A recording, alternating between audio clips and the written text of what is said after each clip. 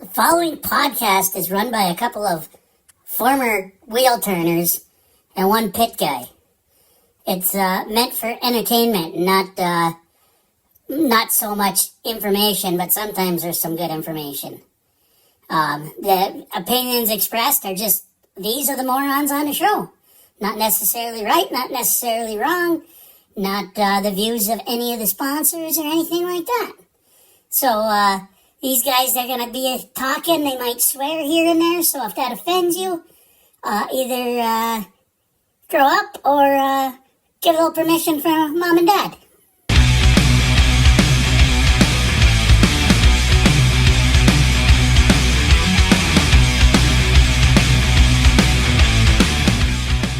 All right, race fans, we're back. I'm not all the way back yet. I'm still traveling back from out in Montana. Went to Montana, Wyoming, out there with the parents. Hell of a trip. Oh man, I tell you what, it is picturesque out there. But working my way back, I'm in Bismarck right now, so got some friends over in this direction. I've not been over to the Mandan Speedway or Dakota. I guess it's Dakota Speedway. Have not been there, but maybe I'll take Dad over in the morning to check it out before we head out.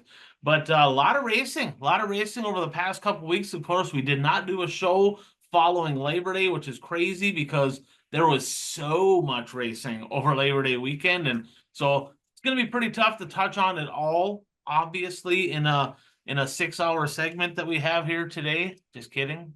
We're going to do our best to keep that down to an hour 20, but we'll see what we can do. All right, episode 239, boys, brought to you by Impact Health Sharing. So this time of year, right, we're getting into open enrollment. If you're paying for your own health care, if you have a business, you're paying for some employees, you got a family, maybe you got super high deductibles, maybe you got to go to a certain doctor, they're not really in network, the one that you do want to go to. I have some great alternatives out there. Been able to save people in the neighborhood. You're looking at $1,000 a month savings on average, pretty much cutting it in half, a little cheaper than half of what most people are paying. So hit me up, 218-969-1380. I'll get you all the information you need, including a quote, so you can save some money on your health insurance. That's Impact Health Sharing.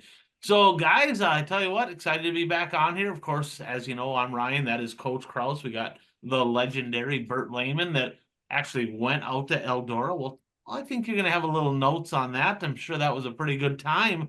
But what do you say we just go ahead and start with our top stories? We don't, because there's so much that went on over the past 2 weeks, and I've been on the road and kind of trying to put this all together. We're not necessarily going to do a top 5 stories, but if you have a top story, good Lord, get this off your list. They're going to remind me tomorrow on this update, boys. I don't usually use my computer. That can update later. So if you have a top story or two that comes to mind over the past couple weeks for you, let's touch on that now. And then we'll recap. We'll give some other shout outs a little bit later on the show. But first, I want to give a shout out to some friends over in Ashland, Wisconsin. That's Fastlane Motorsports and Powder Coating, and home of the Galloper chassis. They do so much up there. Chris and the gang, they're the parts vendor at many tracks throughout the Northland. They do custom powder coating, fabricating, sandblasting. They can get you anything you need. Chris and the crew, super good guys. I know the ABC Raceway is going to be hosting the Red Clay Classic in a couple weeks, and if you need some parts, that's the place to go to when you're up in the area. Proud sponsor of the Northland Superstock Series. So that's Fastlane Motorsports and Powder Coating in Ashland, Wisconsin. All right, Bert, let's start with you. And I think this one's probably fairly obvious, right? The biggest story from the past couple weeks for you. What stood out the most? I know you made a trip. You went to looks to me like the most well-attended World 100 in the history of the World 100. Well, yeah, they announced on Saturday that it was the largest attendance at any event at Eldora Speedway, and they've hosted NASCAR truck races there. So that's quite an accomplishment. They didn't give an official number as to how many people were there, but they just said it's the largest ever. And we were talking to the group that I hang out with at Eldora. We grill out each night there, and a couple of the police officers who work security. Every year they come and hang out with us for a little bit, and we feed them. So we give them Wisconsin cheese curds. But anyway, they told us that Eldora Speedway thought there was about 10,000 people there for the Scott Bloomquist Celebration of Life thing that took place on Saturday afternoon. Well, and that just tells you right there how impactful he was to so many people, the dirt racing community as a whole. And I got to be honest, I didn't get to watch it. I am going to watch the feature. I heard it was pretty good. You can touch on that a little bit as well. But I understand that Tony Stewart had I don't know what car was that? It was an 18 car, and then they had a team. They had a two-seater out there, right? Where Ariel, which Yes. is Scott's daughter, was riding in that. Um, tell us a little bit about that. That's pretty cool. Yeah, well, the 18 car, I've heard different stories. I heard that that was a car that Scott was gonna drive, but I don't know if that's actually true or not. But anyway, yeah, there's an 18 car that I heard that the McDowells helped get ready for the weekend. The car was parked there. There's actually a souvenir trailer devoted to just Scott Bloomquist items. And that car was parked by that souvenir trailer all weekend until Saturday night. And yeah, Tony Stewart paced the field in that, along with a two-seater decked out in Bloomquist color scheme. And his daughter was riding shotgun in the two-seater, which was cool to see. And I don't know if she's ever ridden in a race car, but it I'm sure that gave her kind of a cool perspective on what her dad racing at Eldora Speedway for all these years. Just a side tidbit on would have been Thursday night. Scott's daughter, because I actually sit in what it's kind of the Bloomquist fan section. And Scott's daughter came up into our section Thursday night, and she was actually sitting 2 seats away from me for a little bit while she was talking to somebody. And Scott, well, I guess they were divorced, so his ex-wife Katrina sat a couple rows behind us on Thursday night. So I don't know, it was kind of cool and interesting, I guess. But anyway, Did you say hi at least, Bert? I mean, come on. Did you say hi, or did you just kind of let them have their space over there? I just let them have their space. I mean, I didn't want to be one of those they were talking to people that they knew and stuff like that. And but anyway, back to Saturday night and pacing the field, and I made a comment to my friend. I said, I think Tony took the provisional tonight because after he paced the field, then he kind of hung at the tail of the field. He did pull off the track before the race started, but it was kind of funny. I gotta ask you, what was the mood like, right? Was it somber? Was there a lot of excitement? I mean, what was the overall mood there? I mean, you went to the memorial service as well, I'm guessing.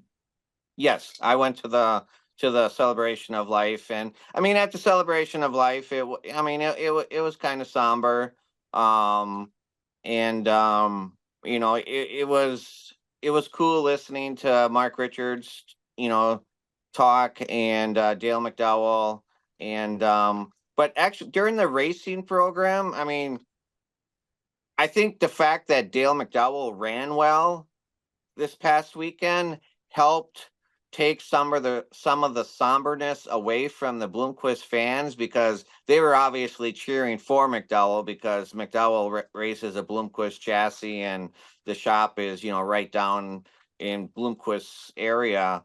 And I mean, if McDowell would have won that race, that the roof would have came off that grandstand, I think.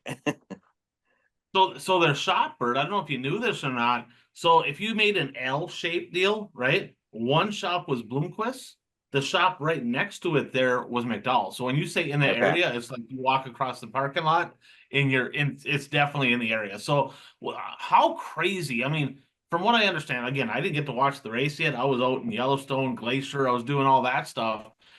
McDowell led laps, right? He took the lead, didn't he? And then Pierce got him back.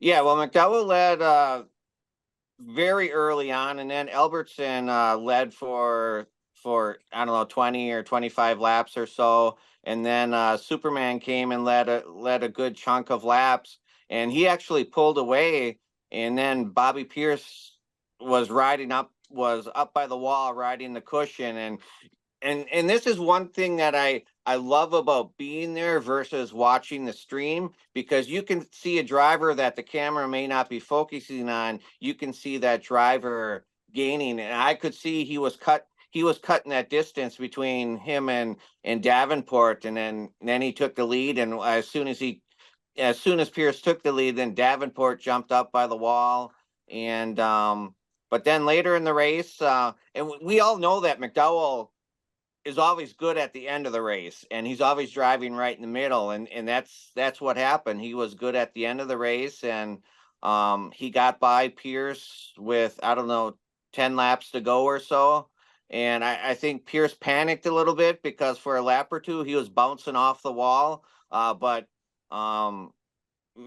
McDowell just stayed in his lane, and there were some cars racing in his lane, and Pierce was able to get him again on the outside, and went on to win the race. But it was an exciting race. I mean, we, Wednesday night was horrible. I mean, the feature was horrible on Wednesday night, and that's what happens sometimes at Eldora. You can get a lockdown track, but that they did do a little bit of farming before the feature on Saturday night, and it was a great finish.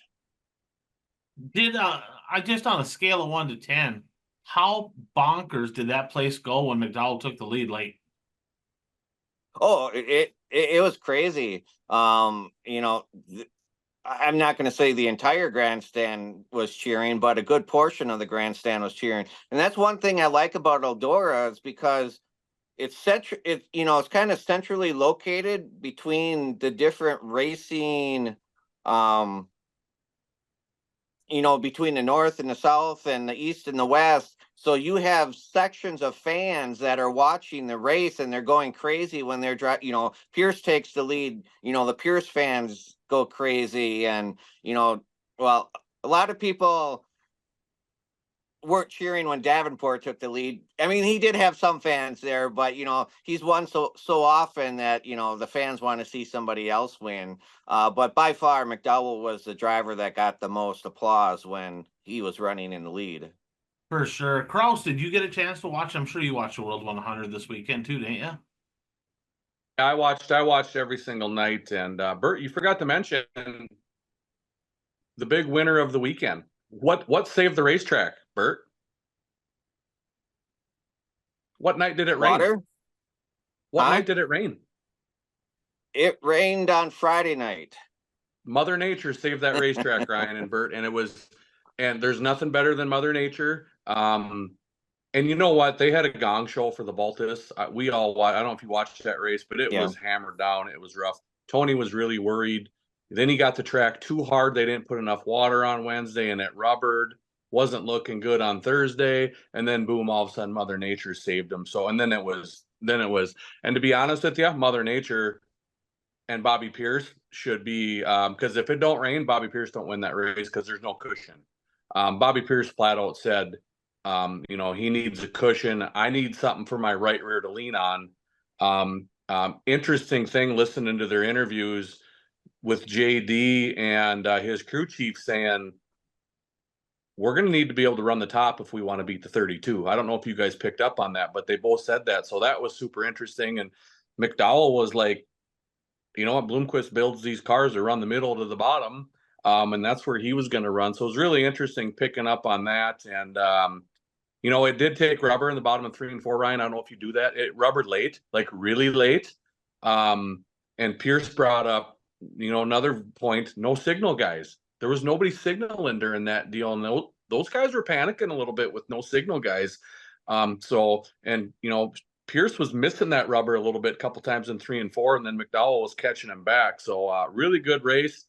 Another interesting thing I saw posted yesterday, 6 different chassis builders in the top 10 at Eldora. That's absolutely crazy, especially the way Longhorn's been doing stuff these days. So when you got, a Capital, you had an Infinity, you got a Bloomquist, you got a Rocket, you got a Longhorn, and then and Hedgecock's and a BMF. So you had 6 different chassis. So I thought that was a kind of a cool deal, and they made a kind of emphasis about that. But really good race. Bobby Pierce had to earn it. 49 was obviously the car to beat all weekend. But good race. I mean, the storylines were there. You had the Bloomquist stuff. You had McDowell. I mean, it was a really, I'm really, really super glad that it turned out as exciting as it did, and that it was a really good race, and the track held up, and the people that were there. I mean, it was probably next to obviously the championship last year. And then, to be honest, at the other Dream was kind of a flop because the track wasn't real good. So I was really, really pleased that they had a really, really good race at the World 100. Yeah, so it sounds to me like the World 100 mixed in with, of course, a tribute to Scott Bloomquist. It lived up to the billing as the #1 dirt race in dirt late model racing by far. And so it sounded like it was good. Bert, I saw some photos on Facebook. I got to be honest, a little bit pissed off, right? I mean, you've never cooked like that for me and Kraus, just saying. Like, you look like you were eating pretty darn well. So.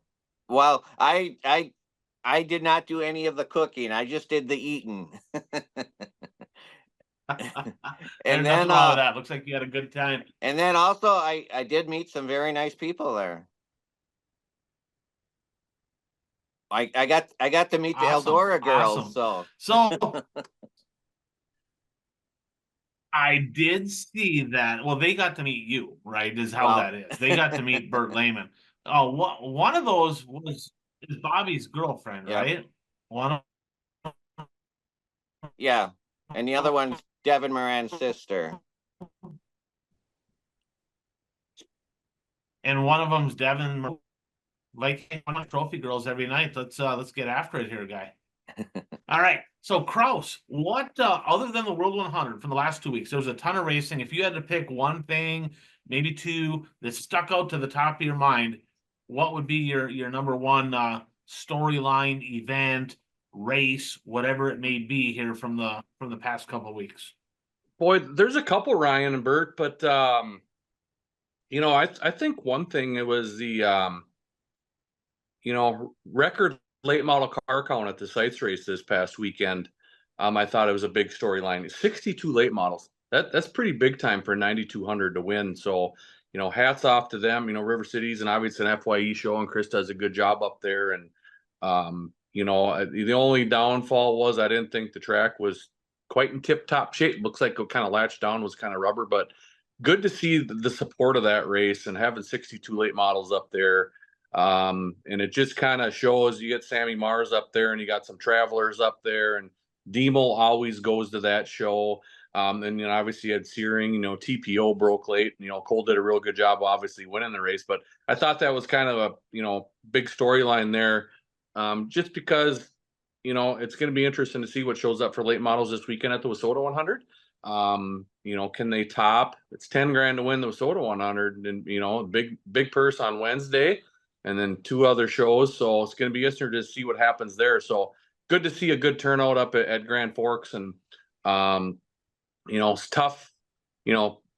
Tough with the super stock car count. I was kind of hoping to get some more super stocks up there. $1,992 to win, but you look at the area, there's no super stocks from that area, so it's tough to draw. It's none of the Viking guys really went up there. Fergus doesn't run super stocks. Not North Dakota doesn't hold a lot of super stocks. Obviously, Trevor Nelson's been going up there for 2 years. Jordan Henkemeyer went up there, and obviously Dave Moth had his super up there because he had his late model. It was good to see him support that show too. So just wish we'd be able to get some more supers up there too. Mod racing was really good. TPO dominated for the most part, and then Joe Thomas stuck out the win on Saturday. The street stocks and Midwest mods always put on a good show up there. So good to see, good to see the Seitz, get 62 cars. Then I think the other big storyline of the weekend was hold off on the next one. Let's talk a little bit more about the Seitz. That way we don't have to revisit it later. But one thing that stuck out to me, Aaron Turnbull is a dude. I'm telling you, this kid doesn't race. ever, right? He just shows up to the sites and he gets on the podium both nights. Third in the prelude to the Johnny, which was I believe that was also the Howie Shield Memorial on night number 1, and then he gets third in the John Seitz Memorial. I mean, I looked at my race pass. I don't think he's ran that late model in like 2 years. I think it's been for sale. Well, it was a rental car, Ryan. Did you know it was a rental car? Okay, whose car was he in? Edgington's. Oh, And I don't okay. know if it was Shane's the one he won with last year. But it was the blue and they threw a 21 side on it. So it was a rental car. They kept saying that he hopped in a car and like you said, he hopped in the thing and he had a chance to win the thing. That's even more impressive because he doesn't race that. That reminds me of Timmy Johnson's the guy we raced against. That dude, he literally jump in anything and compete for a win all the time. It annoyed the shit out of me. Like, I felt if my stuff was dialed in and I kind of had a rhythm going on, I could compete for wins. Some of these guys, Aaron Turnbull's proved it right here.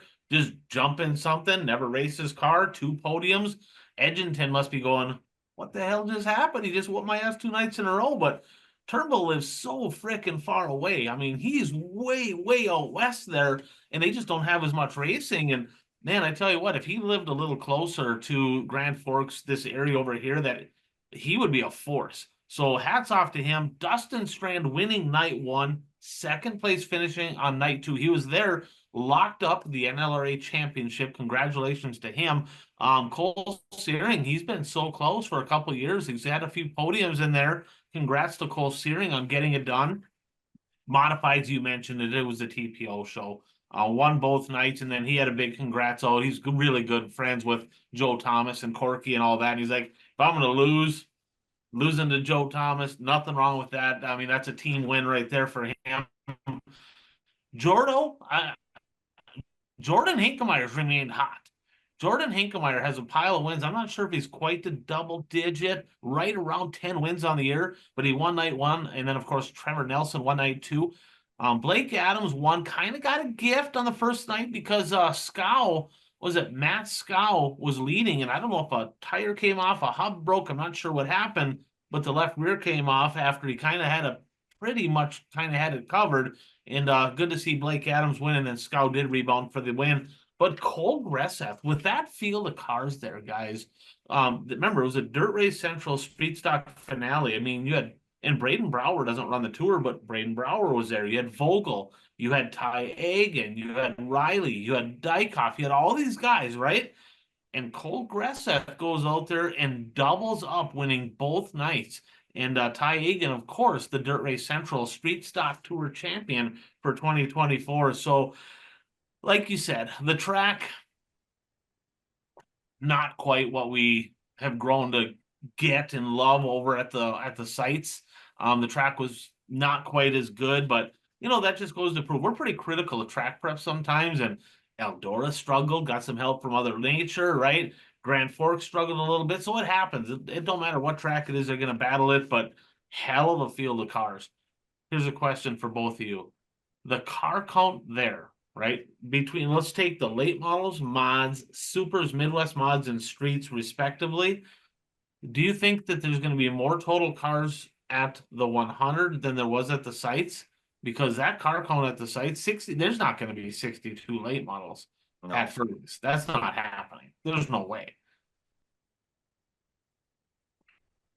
Obviously the super stocks will have a bunch more because they were pretty light there. Street stocks, yeah, streets and Midwest mods represent well. Modifieds will probably be relatively close. They usually get in the 30s, maybe 40. I don't know.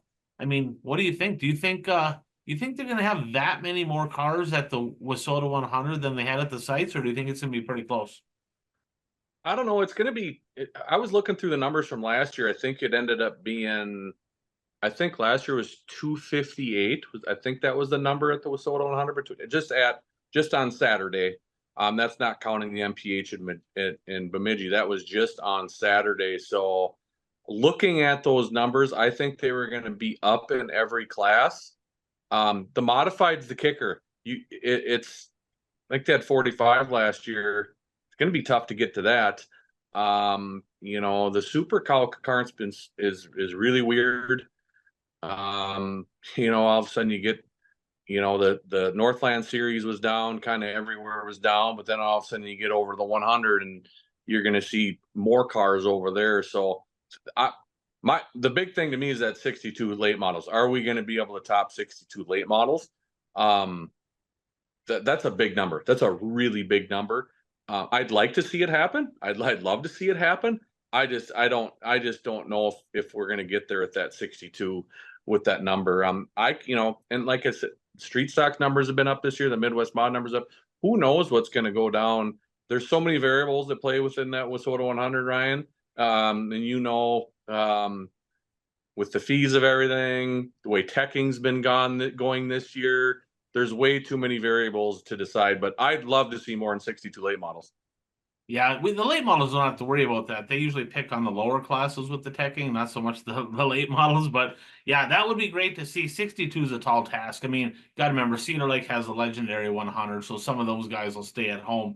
I will say this. They'll have way more late models at Fergus, I would think, than they will at Cedar Lake.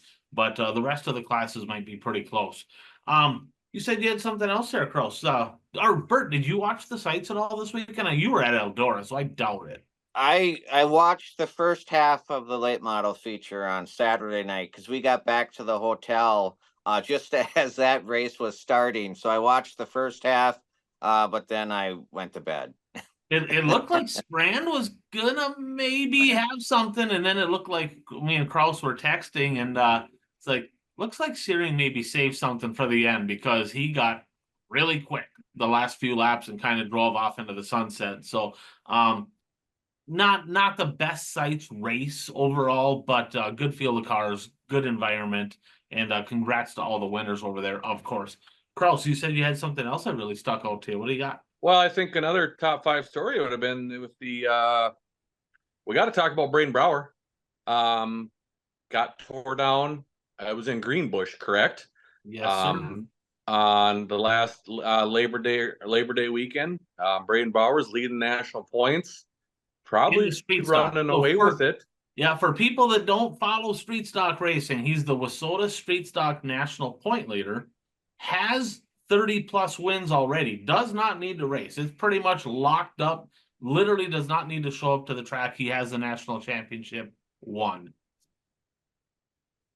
Yeah, he gets protested up in Greenbush, and first thing you usually do for the most part, obviously when you have with the concept and you have a compression limit, is you get the whistle out and you pump the thing, and they pumped multiple times up in Greenbush. Sounds like they hauled the car up to Grand Forks somewhere at a shop over there. They pumped it and it was 9.6, 9.55, 9.6, 9.65, somewhere in that range. Obviously the tech guy's like, he's caught between a rock and a hard place for the most part. Last thing you want to do is DQ the national champion. They obviously at the time deemed him legal. Braden Brower did the right thing, turned the engine over to WISSOTA, filed his appeal. There is an appeal process, and he did everything the correct way. They locked and keyed that engine up, hauled it down to an engine builder, re-whistled everything. Sounds like it came out. I heard 9.3, Ryan, you heard 9.4. We're cutting. I mean, it is what it is. But at the end of the day, they ended up deeming Braden Brower to be legal after the appeal process. So, really big story. I know, like I said, you know how rumors get flying out there, Ryan. So, we wanted to make sure that Braden Brower did everything right. For the most part, what I've heard, WISSOTA did for the most part everything right. There's been some things. Oh, really? That's been so. You got your opinion, and I got my opinion. Ryan's always more negative, where I'm staying towards the positive side of things. That's just how things work here, Bert. Oh, okay. So I talked to sources that were actually involved with this whole process. All right, so not getting it secondhand, not from the political version of the WISSOTA representative, kind of telling people what he wants people to hear on the show. We don't want, we can't let that skew it, right? So I will say this. When he was deemed illegal, the from my sources, the tech official that was up there was very apprehensive about it. He's like, I got to be honest. I want a second opinion. He goes, I'm seeing not anywhere between 9.5, 9.65, somewhere in that neighborhood. And he's like, I mean, that could be anything. I mean, he looked inside the motor, he looked at the spark plugs, and there's carbon buildup on the spark plugs, right? So I mean, that could have been a variance all by itself. The engine had a lot of shows on it, but he deemed him illegal because essentially, certified whistle came over. He's like, I gotta deem him illegal. I mean, the numbers are there, and he did it. He did the process. It was a full teardown, mind you, and they did not take the whole engine apart because they're like, we got to stop here because this is already where it's deemed illegal. And once they found out that part, they I'll get to this in a minute. Once they re-whistled it and decided, okay, that's good, they did go ahead and completely dismantle the rest of the engine and did a full 100% tech on the rest of the engine, which came out legal. So even if he comes out, let's say it would have been deemed illegal, comes out 9.55, 9.6, it's like 1 horsepower, right? I mean, so there's people going, oh man, this guy's been cheating all year. Okay, even if it came out 9.6 instead of 9.5, yes, it would have had to have been illegal, right? But we're talking 1 to 2 horsepower. I know people that build engines, and they said, I've actually dynoed it because they've built engines under the compression rule were a little high, and then they had to go ahead and they had to put thicker head gaskets in to get the compression down. And they're like, it was literally like nothing. So, I mean, even if that was the case, it was meaningless. But they brought the engine over to Grand Forks initially. They were going to tear it apart there. They did not have to.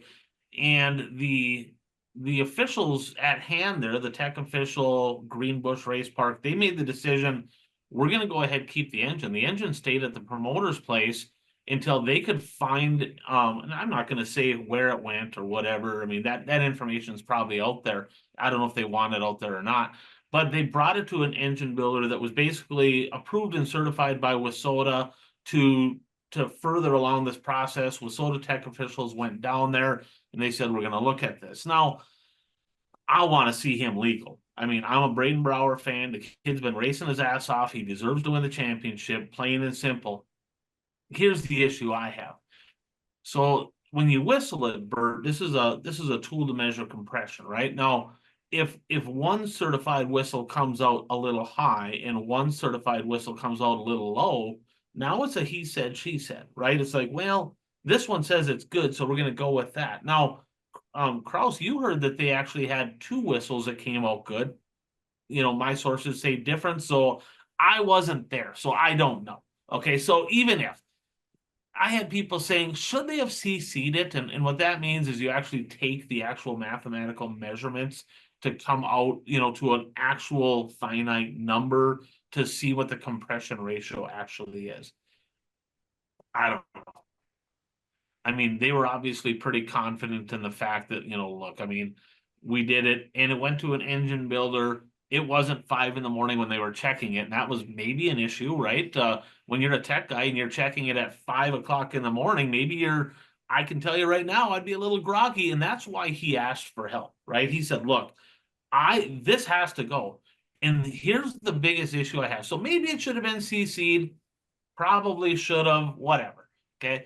Ultimately, it turned out legal. They checked the whole engine. There's not, I mean, they found no issues. The problem I have with this is WISSOTA. I'm going to give mad props to the tech guy up there for saying, look, I want help. I want somebody else to take a look at this. And mad props to certain members of the WISSOTA board and some other people involved with WISSOTA that said, look, this appeal process has to happen right frickin' now, okay? Because the head of WISSOTA Teching wanted to push this shit out and said, I'm not looking to nothing until after the WISSOTA 100. What the heck? You don't have a job. Your job is literally the head of WISSOTA Teching. What are you talking about? You would think you want your top driver to be at the WISSOTA 100. And so I'm going to give mad props to WISSOTA as an organization here for saying, look, we are absolutely not delaying this deal for 2 frickin' weeks and having our top street stock driver in the nation, national point leader, sit on the sidelines. I'm not doing that. We're going to get this done. We're going to get it done in a timely fashion.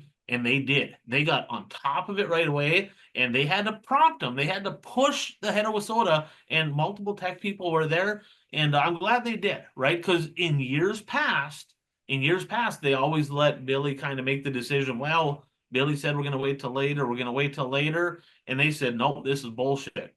So, that I got to give props to WISSOTA on that. I know there was a little bit of strife within the organization within that deal, but ultimately he came out legal. And, you look at it and it's like, they did the right thing here, right? They did the process, they did the appeal, right? They looked at it and they said, look, okay, we're gonna do everything we can to make sure that if we're disqualifying this guy racing for a national title, we're disqualifying him for the right reason.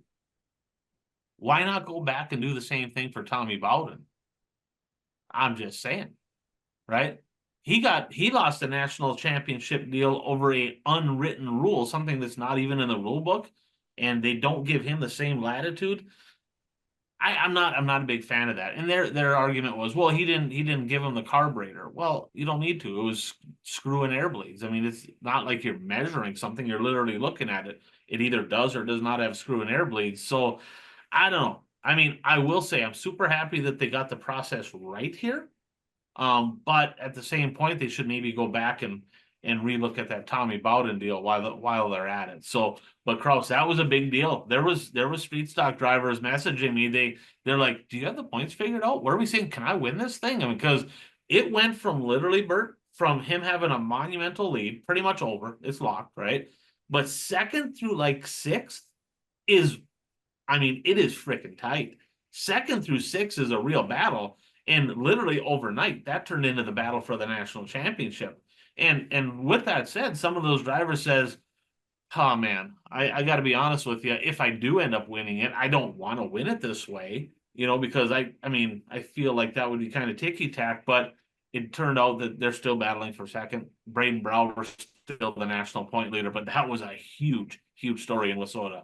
Anything else there, Kraus, before we jump on to the next? I got a couple things that stick out, and then we'll get into some fan questions, and that was actually one of them. So we kind of covered that already. I was going to ask Bert if Bert, did you see Johnny Carter's interview at the Boone Super Nationals in Victory Lane? I did After not. his third place finish, you didn't see it, Bert? No. Well, that was a fan question. We have a fan question on that, but we can go ahead and cover that now. So that one came from Dustin. What did you think about what IMCA made Johnny Carter do at the Boone IMCA Super Nationals? So, Kraus, why don't you go ahead and fill him in? Well, let's put it this way, okay? Let's say Ryan Aho, were you 5-time national champion in the Supers? Mm-hmm. Yes. I don't want to get this wrong and say you were like 6 or 7 and you're only 2 or something like that. We gotta get the GOAT. We gotta make sure we get the GOAT to the GOAT to the super stocks here. We got to make sure we get this right, Bert. So just imagine Ryan Aho wearing his WISSOTA Super Stock National Champion. They give you the champions of a race suit, a Simpson. It says WISSOTA Super Stock National Champion right on the front of the suit. And let's say Ryan decided to go run an IMCA stock car down at Boone, places on the podium, and Ryan gets out of his car and they say, you know what? You got to put electrical tape over the top of WISSOTA before you go do your interview. Okay. I know what Ryan would have done back in the day, and I know what I would have done back in the day. I would have gave somebody the middle finger and I would have said, you can go stick your electrical tape right up your you-know-what. So they made Johnny Carter, Bert, tape over, it said WISSOTA on his chest. They made him tape over it to do his interview. He got 3rd place. Congrats to Johnny Carter. I got to know Johnny pretty good when he ran the street stock there. Me and him had him and Dykoff at Volvo had a heck of a battle for the national championship the year I ran the streeter. So I got to know Johnny. Great guy. Congrats to him. Had nothing to do with, it's just stock cars are in that area now and he wanted to get into a stock car. But yeah, they made him tape the WISSOTA up during his interview, Bert. So I don't, I've heard stories, people had to take their stickers off or cover up their stickers. We all know where it came from the sounds of it, the old X executive director with Soda. Sounds like he was the one behind everything and made him do it. The big thing That's is, a I know fact. there's some people on By the Facebook. way, yeah, by the way, that is a fact. I confirmed that. So yes, I'll say it. Carson Graham was the person that made him cover that up. He was the spearhead in this whole deal. Now, whether or not he got orders from somebody else and he was just the person that had to relay the message, I don't know.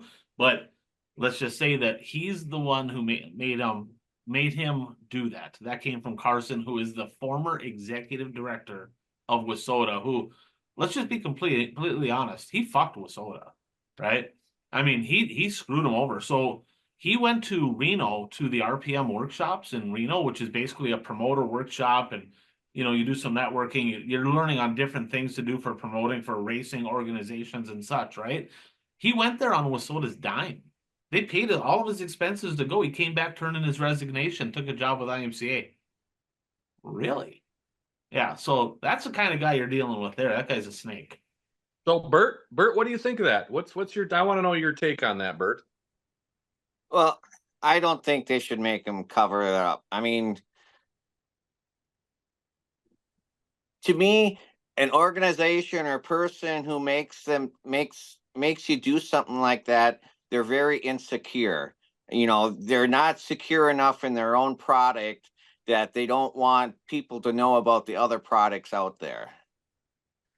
This is not an uncommon thing, right? And it's sad. I mean, in my opinion, guys, they should have, as IMCA, they should have said, "Hey, congratulations, podium finish, former WISSOTA national champion who has now made the switch to IMCA racing." They could have played that up and been like, "Hey, that's a top WISSOTA guy. He's now an IMCA guy. First ever Boone IMCA Super Nationals on the podium. Hey, welcome to IMCA. Welcome to the Super Nationals. Glad to have you here." And that would have been like right there, WISSOTA, we took one of your guys, right? Or literally they took one of their tracks or several of their tracks. So instead they did the whole, we're going to cover it up. Now, Kraus, you were bitter. You're like, they need a donkey award for this shit. And they do. Definitely 100% do. That's not even a question, because that is ticky-tack bullshit. But this goes from the local level all the way to the national level, right? Local level, right? A few years ago, DTRA was a thing. They were competing with WISSOTA. There was drivers at the Punky Manor in Menominee a week after the legendary 100. They had to take all their Goodyear and DTRA stickers off their car, right? Remember, a WISSOTA board member literally got fired, and part of the reason was because he had a USMTS flag, which is a traveling modified series, flying on top of his camper because he likes USMTS racing. Part of the reason he got kicked off the WISSOTA board, and it was documented, is because, well, he had a USMTS flag on his camper at the 100. Who gives a shit? That's traveling modifieds. That's no different than having a Lucas Oil late model banner. This is not the same thing, right? So this has happened also, right? Furthermore, you look at like these Lucas Oil late model and World of Outlaw late model announcers, when they're given props on like people winning races and such, they do not ever mention the races they won in a competing series. It's bullshit, right? You see some other events that maybe are standoff events or whatever, maybe like the flow races or whatever. They mention like, hey, they've been winning at World of Outlaw, Lucas Point leader, this and that, but the Lucas announcers will not mention World of Outlaws. The World of Outlaw announcers will not mention Lucas Oil. It is such bullshit. It's ridiculous. Yeah, well, I was just going to say, I mean, should David Gravel not be allowed to have Houston Speedway on his car when he's racing at other tracks? I mean, are we going to go that far? I mean, NASCAR did do that when Sprint sponsored NASCAR. No other telecommunication companies could sponsor a NASCAR car unless they were grandfathered in from before that deal was signed. That was a lot of money, though. That's a different Right. corporate sponsor. Yeah. But it's just literally just the other series. It's like, I mean, you hit the nail on the head. And I saw this post from somebody online that said this is just major insecurity, is all it is. It's like, let's just promote the racer, right? If the racer out there has great accomplishments, if they run 4 different series, why not mention all 4 series? Who gives a shit? Nobody cares, right? Just the fact that they made him do that, it just I don't know. It just makes me shake my head. The Kraus, you were spot on. That one was big story. But hey, a podium. Sadly it takes away from the fact that Johnny Carter went to his first ever Boone Super Nationals, finished on the podium. That should be the bigger story, right? Because at the end of the day, how do we know that Johnny Carter's not going to race IMCA for a little bit and all of a sudden track switch and all of a sudden he comes back to Wissota? Let's just promote it, right? Let's just promote the driver. Who gives a shit about the series? Let's promote the driver and the team and their success. Well, and I mean, speaking of Boone, I was kind of, I'm Facebook friends with quite a few of the drivers in eastern Wisconsin, and a lot of those drivers go down to Boone for the Super Nationals, and they were posting on how they got disqualified for this and how they got disqualified for that. And, I guess it's not just Wissota that gets ticky-tacky with some things. I mean, Troy Jarovitz, who used to live in eastern Wisconsin, he lives in Iowa now. He got disqualified for something in his heat. I can't remember what he got disqualified for, but he posted that he's been racing that way the entire year. He even won the prelude to the Boone down there just days before that.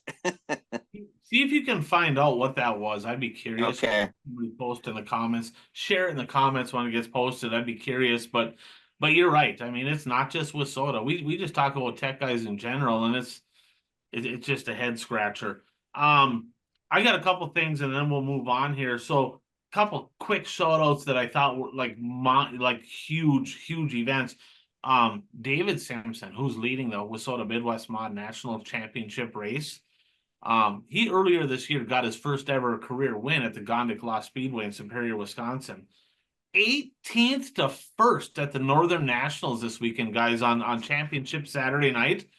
I tell you what, this kid's looking to put an exclamation point in a championship season. It's one thing to win a special at the end of the year. They had a really good car count there. When you win a special from 18th, that's impressive. That's not something that gets done very often. So a huge congratulations to David Simpson on that. Other than that, I think we can. The XR Stock Car Rampage. So they had $100,000 to win, Farley, Iowa, 300 Raceway. Now, impressive, right? RTJ from 25th on the grid. He comes up, he gets by Dallin Murdy, holds off Dallin Murdy late, and goes on to win just over $100,000. Caden Carter, 21st to 3rd. But there was some interesting stuff here. I've never seen anything like this. So Kurt Lund, I raced against him. Kraus, you probably been over to your place. He ran Central Minnesota. I ran against him quite a bit in a modified when I was in a mod like down at Wilmer and stuff. He did the alphabet soup. And a guy the first night, his name escapes me, but the first night, the guy went from the F to the E to the D to the C to the B and didn't make it into the A. On night number 2 of the prelims, Kurt Lund wins the F, goes to the E, to the D, to the C, to the B, to the A. And in the A, he drives up and he finishes 14th in the A main. Okay.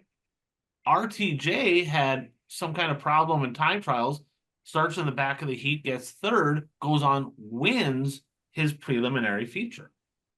Now, I've been around racing my whole entire life. I've been literally, and I have seen every kind of lineup system I've ever seen, right? Bert, without knowing the facts of what happened here, if I said, okay, it's an all points matter, right? You get points for every race and so on and so forth.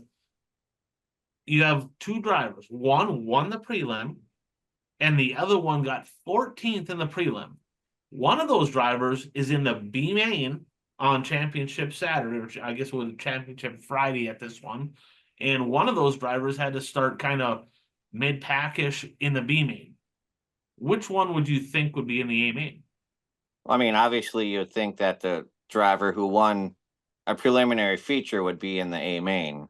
I've never seen anything like this. It was the opposite, right? So, yeah, RTJ, he wins. I mean, you can't do any better. Sorry, I can't do any better. I started in the back of the heat, got 3rd. He could have maybe won the heat, I guess, right?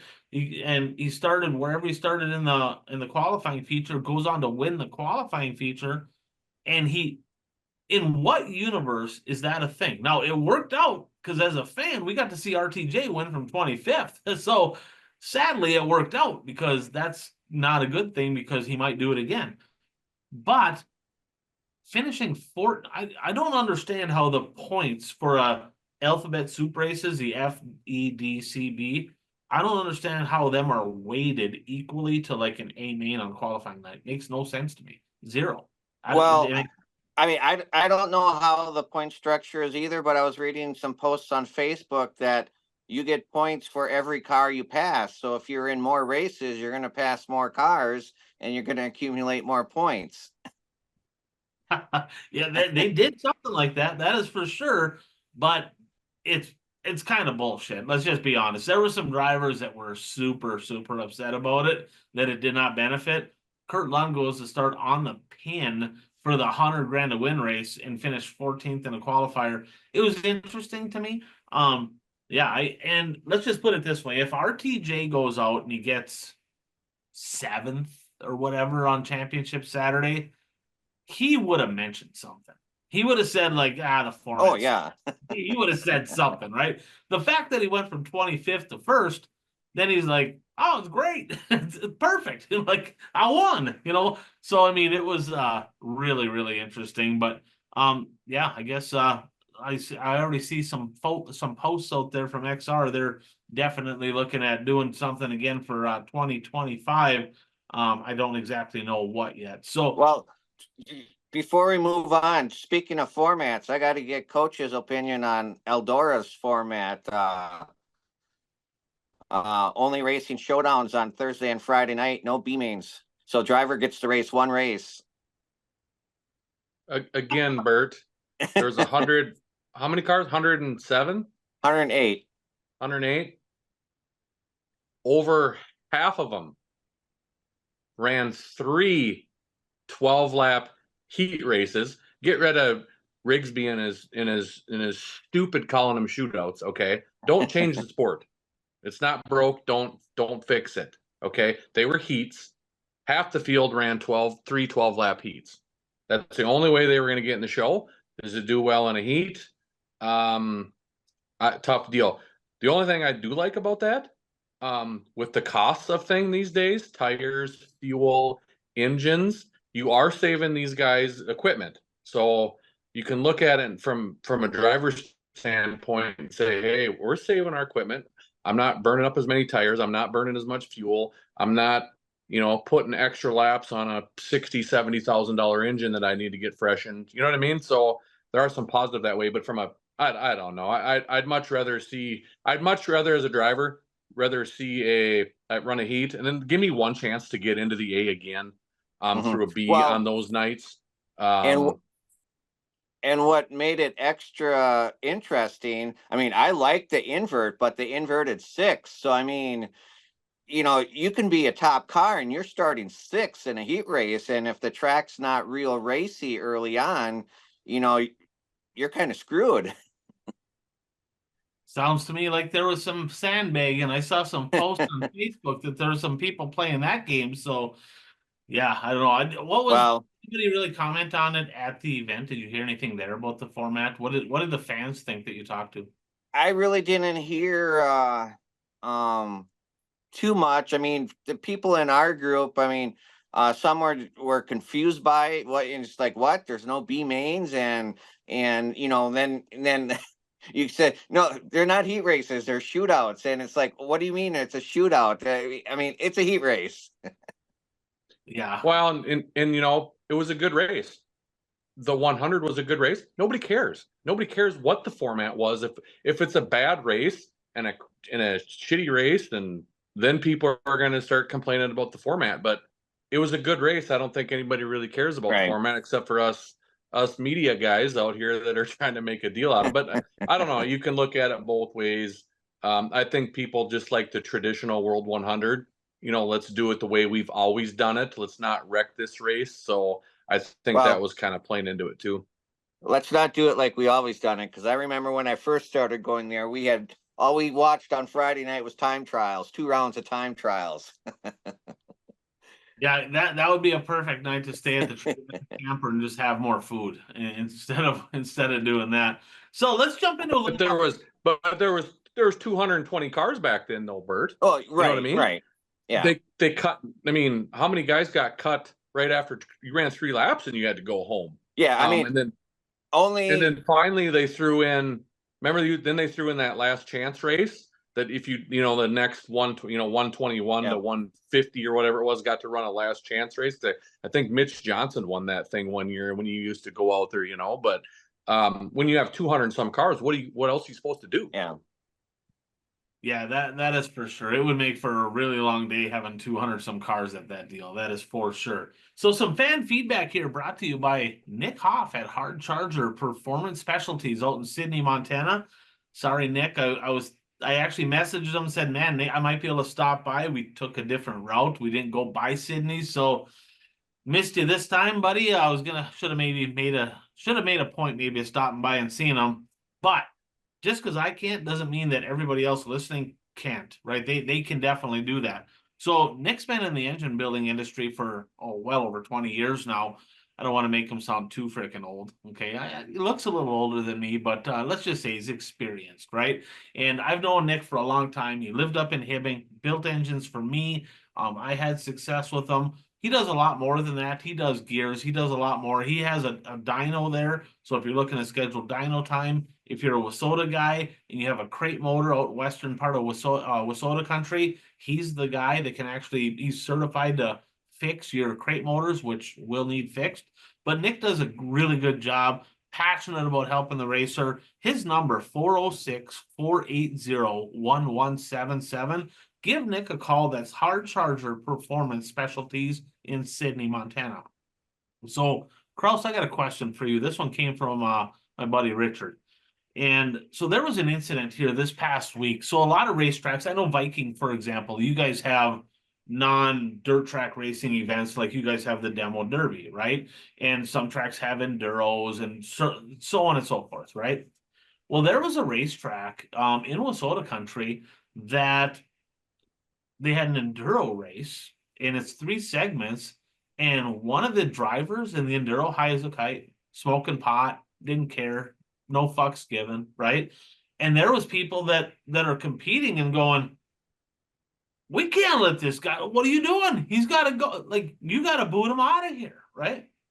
And they're like, well, we don't have written rules, it doesn't say. And this guy's like, well, smoking weed is legal.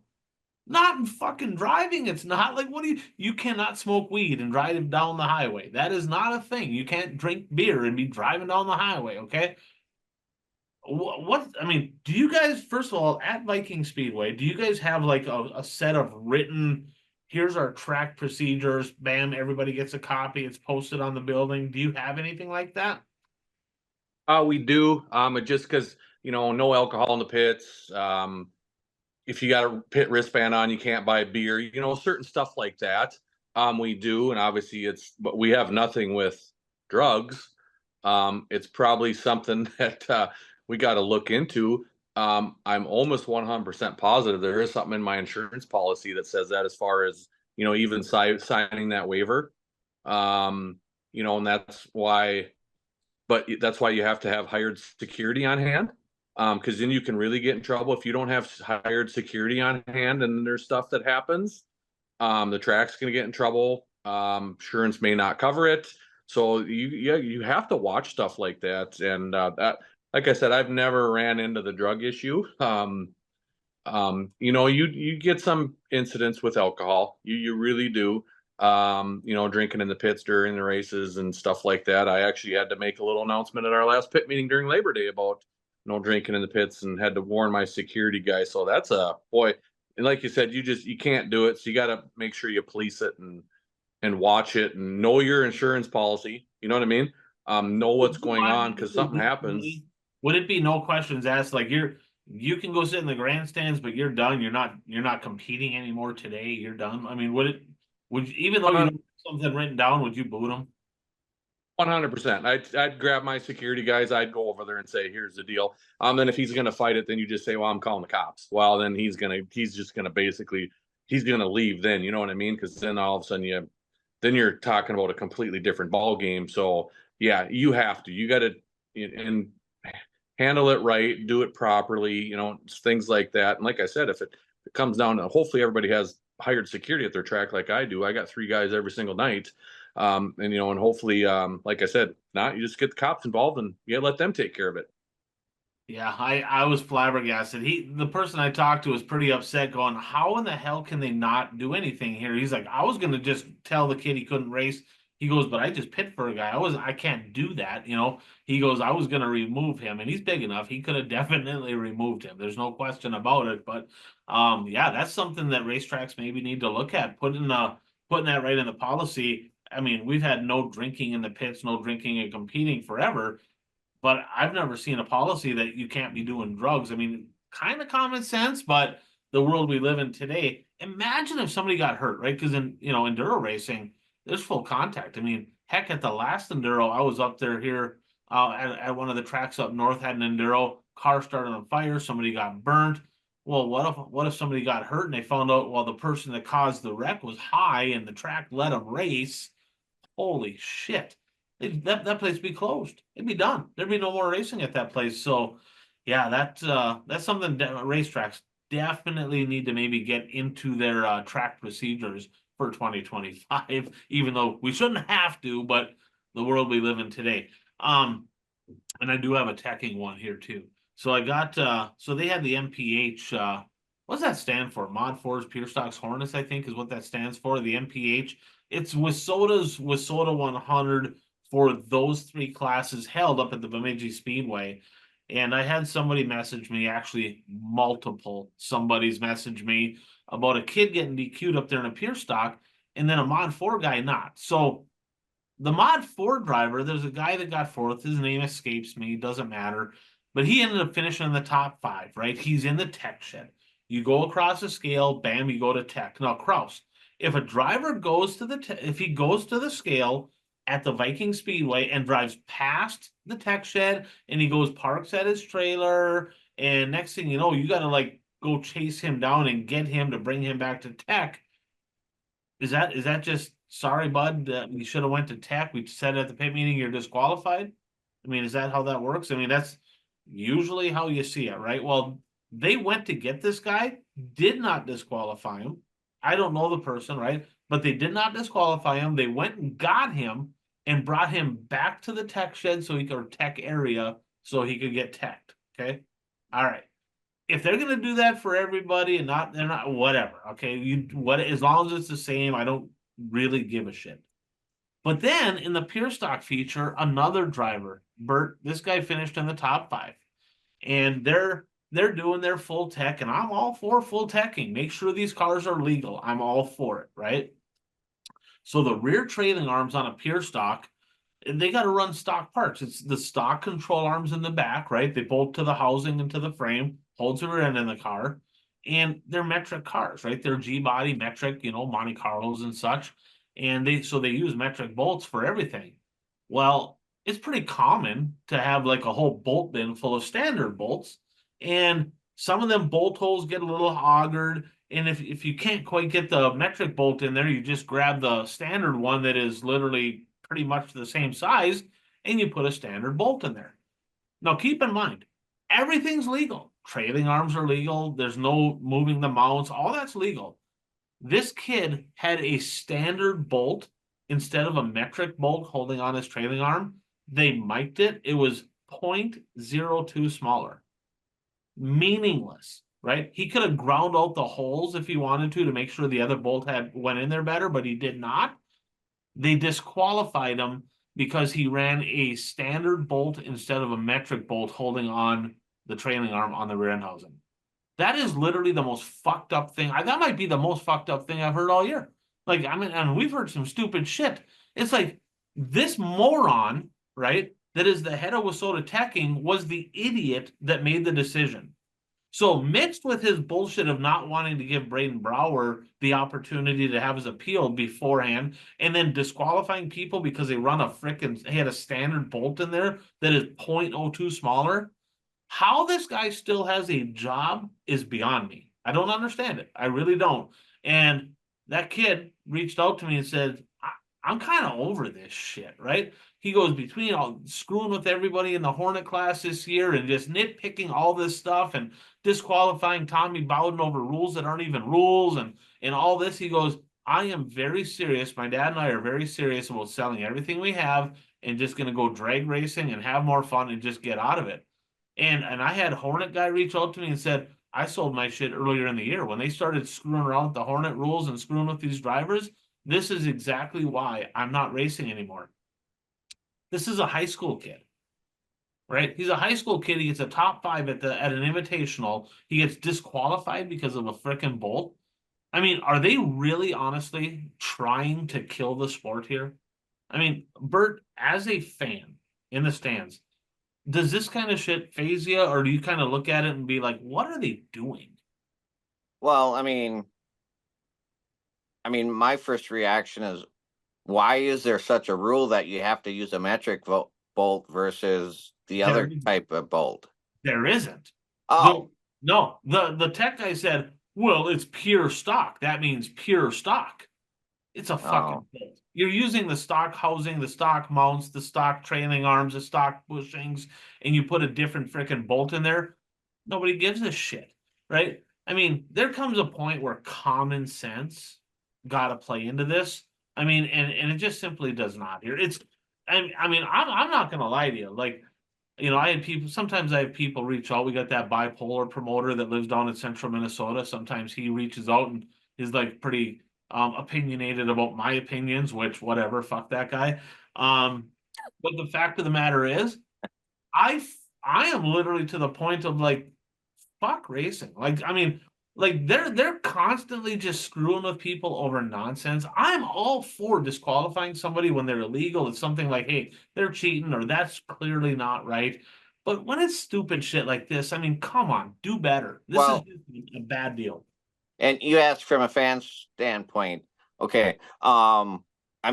Obviously I'm not, I'm a diehard fan. So, I've been around situations like that. But yes, when there's a whole slew of things going on like that, and it takes the fun out of racing. And, there have been times when, I've just said, I'm going to do something else this week. I'm not going to go to the races. I don't want to deal with that.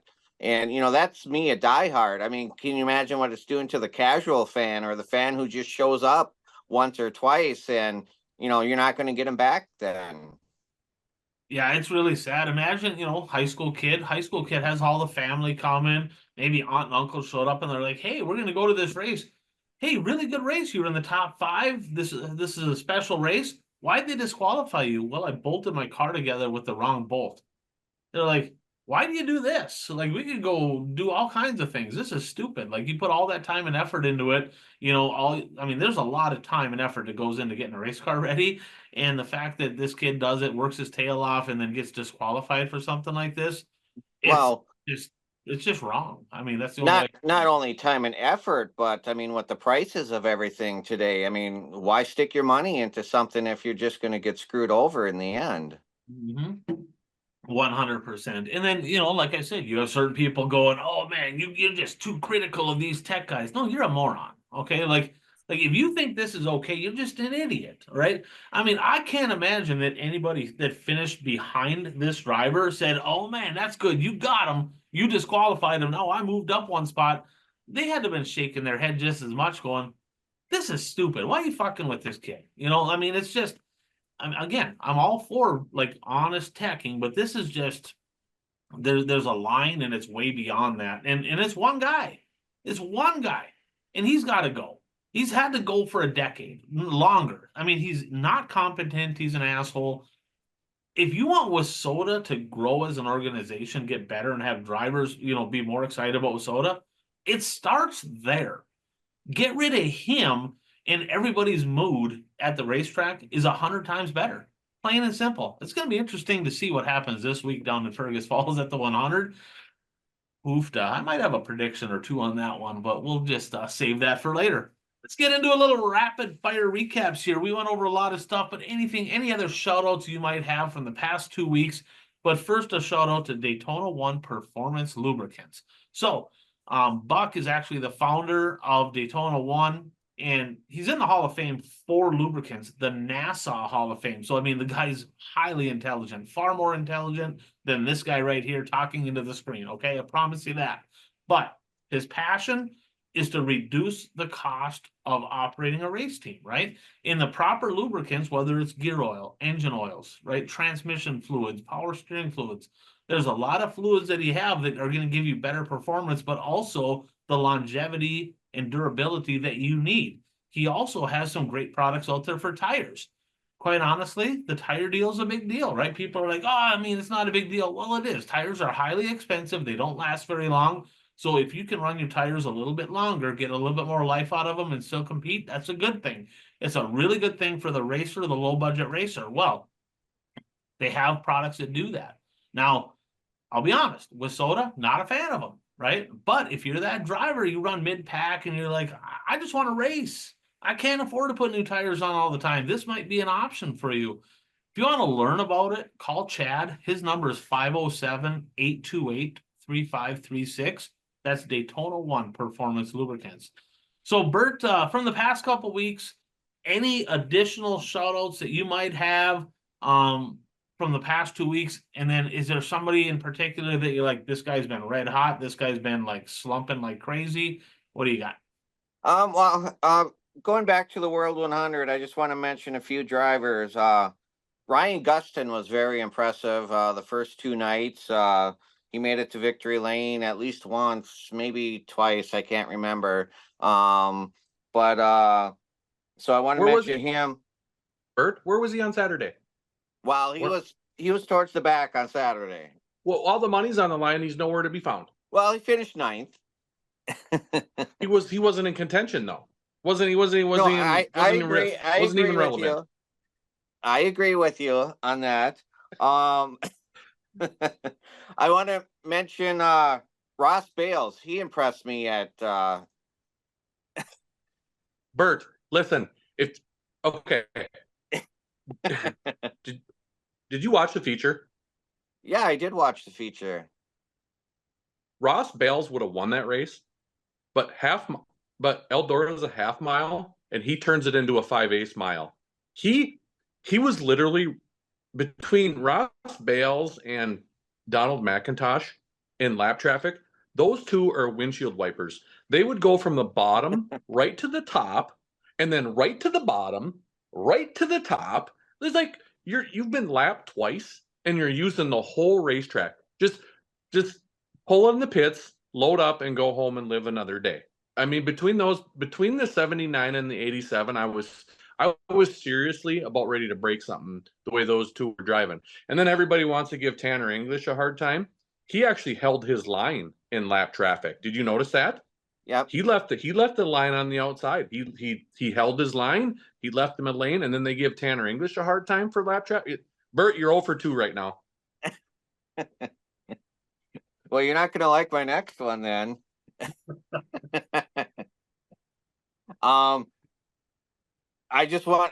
He made the feature, and this was only his 3rd time racing a late model this year.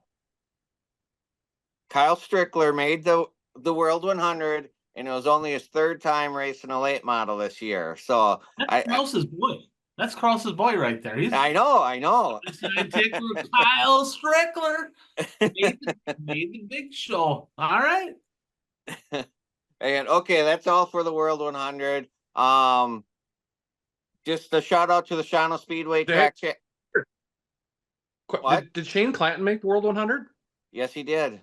How many times has he raced a late model this year? Okay, good point. Okay, I'm just throwing that out there. Point taken. We haven't done a show since Shawano Speedway champions were crowned. And in the late model division, we have a Rookie of the Year and champion all in one driver. Jordan Barkholtz won the late model track championship, and he's also going to be Rookie of the Year in the division. So a great accomplishment for him. In the IMCA modified division, Jordan Bartz won her 2nd championship in 3 years in the division. IMCA stock car division. Trent Nolan won his second championship in 3 years in that division. Jeffrey Teskey won his third or fourth straight IMCA Sport Mod Championship, and the 4-cylinder champion. His last name was Nelson. His first name eludes me, but it's his first championship in that division. Awesome, awesome. Anything else, Bert, there from the past couple weeks that you want to touch on? And then those were who's not? Well, who's not is now I have a question for you guys. If you're the driver of a house car, should you have some good results? One would think, if you want to continue to be the house car driver, I'm guessing. Bishop was not very good during the World 100 at all. The preliminary nights, he was awful. Where did he finish in the final rundown? Why you got to dog the World of Outlaw late model point leader? Huh? He's leading the championship. Never mind the fact that they took a bunch of points away from Bobby Pierce, but he finished 12th in the feature, but he didn't look good at all there. Struggle bus there, Kraus. Was he not good all weekend, or what? Did he go to a backup car? I don't know if he went to a backup. Well, if he did, they're both wrapped the same. He had a special wrap for that race. Because he pulled in the pits one night. Wasn't his whole body and his whole deck hanging off? Yeah, he hit the wall in 3, and then I can't remember who. So, he was slowing down, and another car ran into him and kind of tore him up a little bit. But he did race later that night, because I was in the heat race, and he got in because he was the fastest qualifier not to qualify through the heat races in his group. So he made the feature that night that way. Gotcha. All right. So he's on the not list. How about hot? You anybody that you put on the hot list? Well, you got to put Bobby Pierce on the hot list. I mean, he's definitely the driver to beat, no matter what division or what series or it is. And we talked about this earlier. He's the driver. He's not afraid to race anywhere on the track. He'll put the car wherever it has to be to win the race. He's not a bottom feeder. He's not a fence pounder. I mean, he's all the above. Yeah, he's developed into probably the 1A right now. I mean, he's got to be the top driver in dirt late model racing this year. And I mean, you're right. I mean, a few years ago, he was kind of hard on shit, right? He'd be a weapon. He could be banging the boards, run over people, DNF, and now he's developed into just patient and fast. And I mean, he's definitely the cream of the crop. All right, Carl. So the past couple weeks, Labor Day weekend. One other driver that was not hot, and it was very noticeable to me because he was on my team. Chris Ferguson. He looked lost out there. He wasn't doing anything out there. So been good since that last year. Was it 3 years ago, 4 years ago? He was in the Team Zero, and then he switched to Longhorn, and he's back in the Team Zero again, right? And he literally hasn't been good in 3 years, probably 3 years. I mean, and he had that 1 year that he kind of had a breakout year, and it's like, this guy's here. He's like legit, and all of a sudden he's been off the pace for sure. So that's all I got. What do you got? Couple shout outs.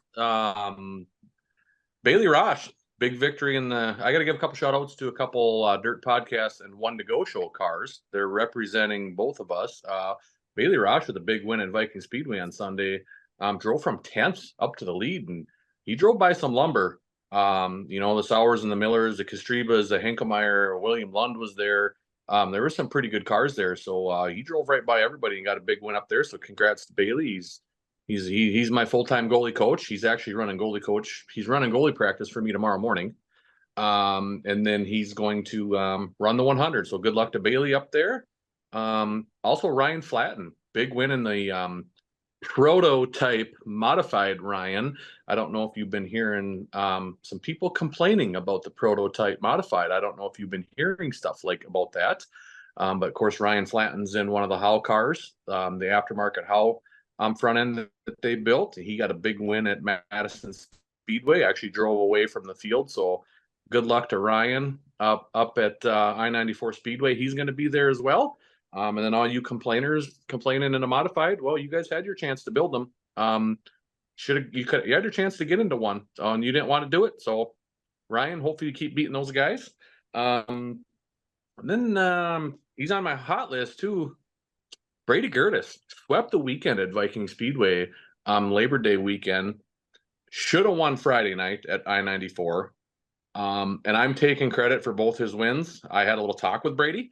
And he went out there, and I'm not going to tell you what I said, but Brady went out there and swept the weekend. So did it have to we'll do get into anything with that slider on the end of that one race? Did it anything to do with that?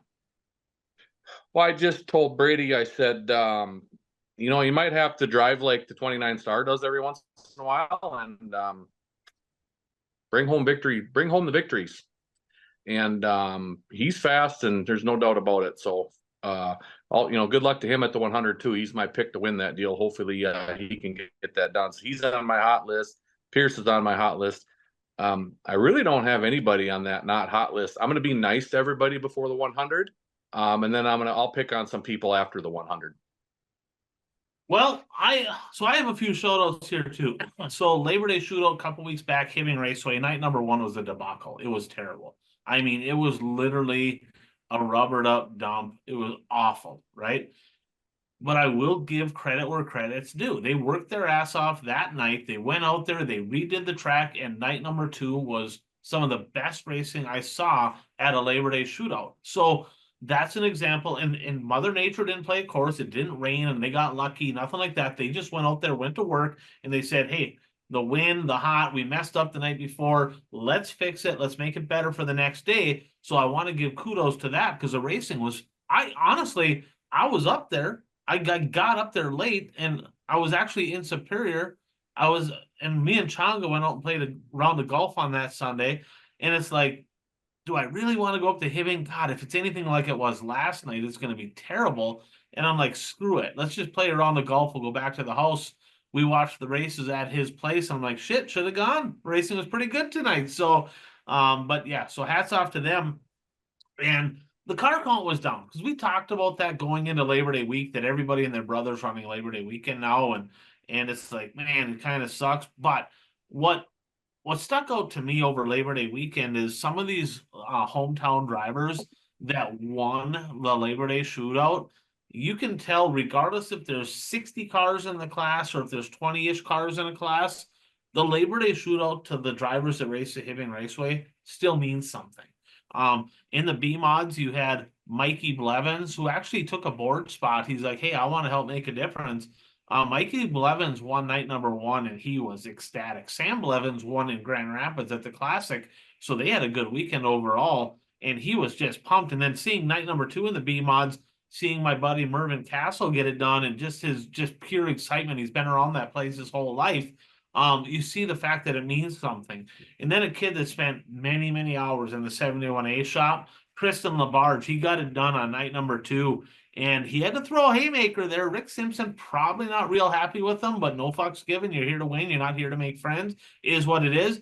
He got pretty bold there on a green-white checkered restart and took it from Rick Simpson and Shane Sobraski, got it done for his first ever Labor Day shootout win. And I got to be honest, that was the one that I actually got a little bit emotional. I was pumped because, for many years when I was racing, he'd have his car in the shop next to mine, and we had many late nights in the 71A shop. So seeing him get that done the night before, he didn't get to race. He broke something in hot laps, and he never even got to race night number 1. He had like ignition issues, and he had, I don't know if it was his wife, but family members drove from Hibbing all the way to Ashland, Wisconsin, to Fastlane to get some parts to drive, and drove back. So that's a 3-hour-ish drive each way so he could race. So that was pretty cool to see. And then of course Kyle Peterlin stacking Labor Day shootout wins. Him and Cole Searing getting it done there. Bob Broking with a good run. He had a win at the XR Northern Storm Series in Proctor. Won another Labor Day shootout. Sobraski got it done. Justin Shalitsky coming up in the Hornet, doubling up and taking the Wissota Hornet national point lead while he's at it. Rice Lake Speedway, got to give a tip of the cap to them as well. Labor Day weekend, it rained. They had like a 2.5 hour rain delay. And they said, guys, we're going to get this show in. Now, Bert, you're a race fan. I'm going to ask you this question. Would you rather sit there till 2 a.m. to get a program in, or run day races the next day to finish out a program? Me, I'd rather sit there till 2 a.m. Well, younger Bert would have rather sat there until 2 a.m. I'm not sure as I get older, but I hate day race. I'd probably still say 2 a.m. I mean, I get what you're saying. It's not like they were dicking around and sat till 2 a.m. I mean, people understood it, but I would 100% of the time be like, if we can get the program in, if the rain's going to stop and we can get the track's going to be better than it would be during the day. So that's a tip of the cap to them on getting that done. Caden Blazer, Mike Anderson, modified winners. Kurt Myers with a pair of wins in the supers, including night one. He drove by Dexton Cook late to get that one done. Tyler Vernon, Blake Adams in the Midwest Mods, Cody Simpful and Hunter Van Gilder in the streets. So good racing up there in the limited late models, the USRA lates. Night number 2, a little bit of drama there. There was some drama, I think, between Wallstrom maybe and Cade Nelson. Brado, a green-white checker deal. Cody Koski goes on to win that race. So Cody Koski, the grandson of the legendary Tom Nesbitt. Now, from what my sources tell me, the car he's driving now is the car that Tom Nesbitt drove when he won his last feature, which would have been the Northern Nationals. I don't remember what year, 18, 17, somewhere in that neighborhood. Maybe it wasn't quite that recent.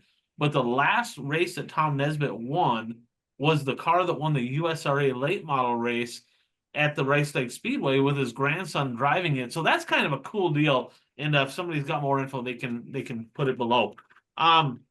We talked about the Seitz and Northern Nationals, the best race by far, David Simpson getting it done.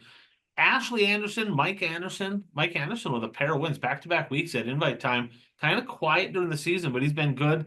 Dylan Nelson getting it done as well. Let's give a shout out here before we go on any further, because we're not skipping a segment here late. Carlos, why don't you talk about our editor? Yes. Elevate Visual Video Productions. Just make sure if you're a realtor, need any drone work done, if you're a business that needs a commercial done, he does any type of video editing. He was the magic man behind the Boone Super Nationals, and he's going to be the magic man behind the Wissota 100. So get a hold of Brandon at elevate-visual.com. You can also find him on Facebook. Awesome. Thanks a lot, Brandon. So B-Mod Bedlam here a couple weeks ago, they had a big B-Mod show down Arrowhead Speedway in, I think, Colcord, Oklahoma. And our Wissota guys ran well in the prelims. They won. They had, I don't know exactly how the format worked, but they had several prelims that were won by a lot of Wissota guys.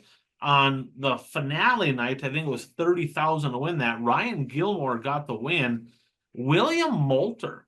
Okay, so you got Vandekamp there, he heard a motor. You got the Jensens there. There was some heavy iron from Wissota country there. William Moulter works at SSR. He was the highest finishing Wissota guy. Congratulations to him with a solid 4th place finish down there.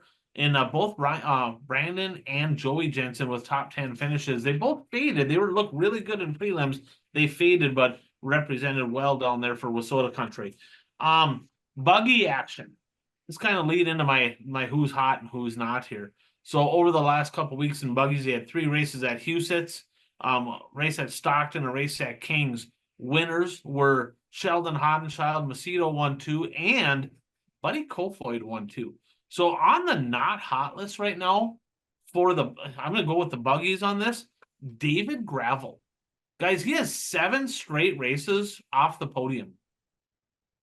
That's slumping for David Gravel. 7 straight off the podium. In that same 7, that same 7-race stretch here, Carson Macedo has 4 wins. So he's kind of the opposite end of the spectrum. Now, the point lead is substantial. I mean, Gravel's got a 110-point lead over Macedo and even more than that over Donnie Schatz, but kind of a tale at end of the season here. We'll see if maybe he can make up some ground because Macedo's definitely been a lot hotter right now than David Gravel. But Buddy Kofoid too, over that 5-race stretch. I didn't see what he did the second night, but in that 5-race stretch, he had 2 wins, a second and a third.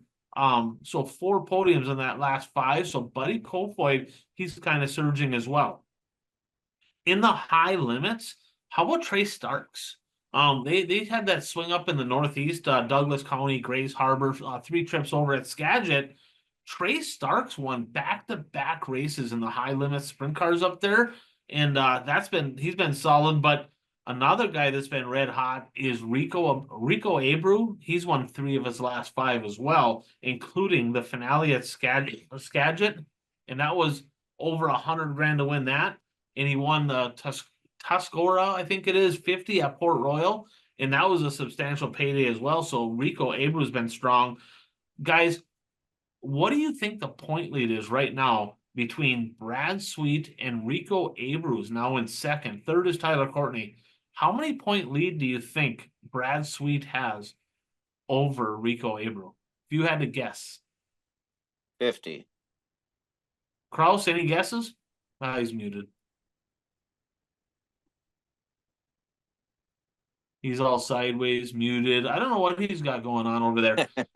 Anyway, it's 230-point lead. So Brad Sweet won. He finally got a win here this past weekend, night number 1 at Port Royal. His last win was in the middle of May. But Brad Sweet doing what Brad Sweet does. He's like always there. He's always in the conversation, somewhere up there, consistent, staying out of trouble. He just doesn't really find victory lane all that often. Late models right now, the point battle for the World of Outlaws is getting real. Brandon Shepard leading, and Bobby Pierce and Nick Hoffman right now tied for second, 54 points back with only a handful of shows left. What do you think? Bishop's been on the struggle bus, right? Do you think it's Bobby Pierce's race to lose right now, even though he's 54 points back? Do you think he can close that gap and get it done? Or do you think Bishop is just smart enough to where he can stay out of trouble, consistently finish up in the top 5, and lock in another championship? What do you guys think? I was skeptical of Pierce being able to pull off the championship, but not anymore. I think he's going to do it. I mean, he's cut a lot of points over the last few weeks only. And so I'm going to go with Pierce on this one. Kraus, even though you're muted, I don't know what you got going on there. Unmute yourself. You think Pierce is going to get this done, or do you think slumping Sheppy can hold on? I don't think Shepard's going to be able to hold on. I really don't. He's slumping too much. We called it weeks ago. The big thing is we want a finale at the World Finals. We want 3 guys going for that title. So I'm picking Pierce to win that deal. Yeah, she's gonna be tight. It's gonna be fun to watch. In the Lucas Oil race, we'll talk more about that points as we lead into Knoxville here. That's next week. There's no races for Lucas this week, but Knoxville, keep in mind, next week at Knoxville, that is the final event that locks in the final 4 going into that championship race. And right now, that 4th place finish in question, Huddy and T-Mac 15 points apart. So that one's going to be fun to watch.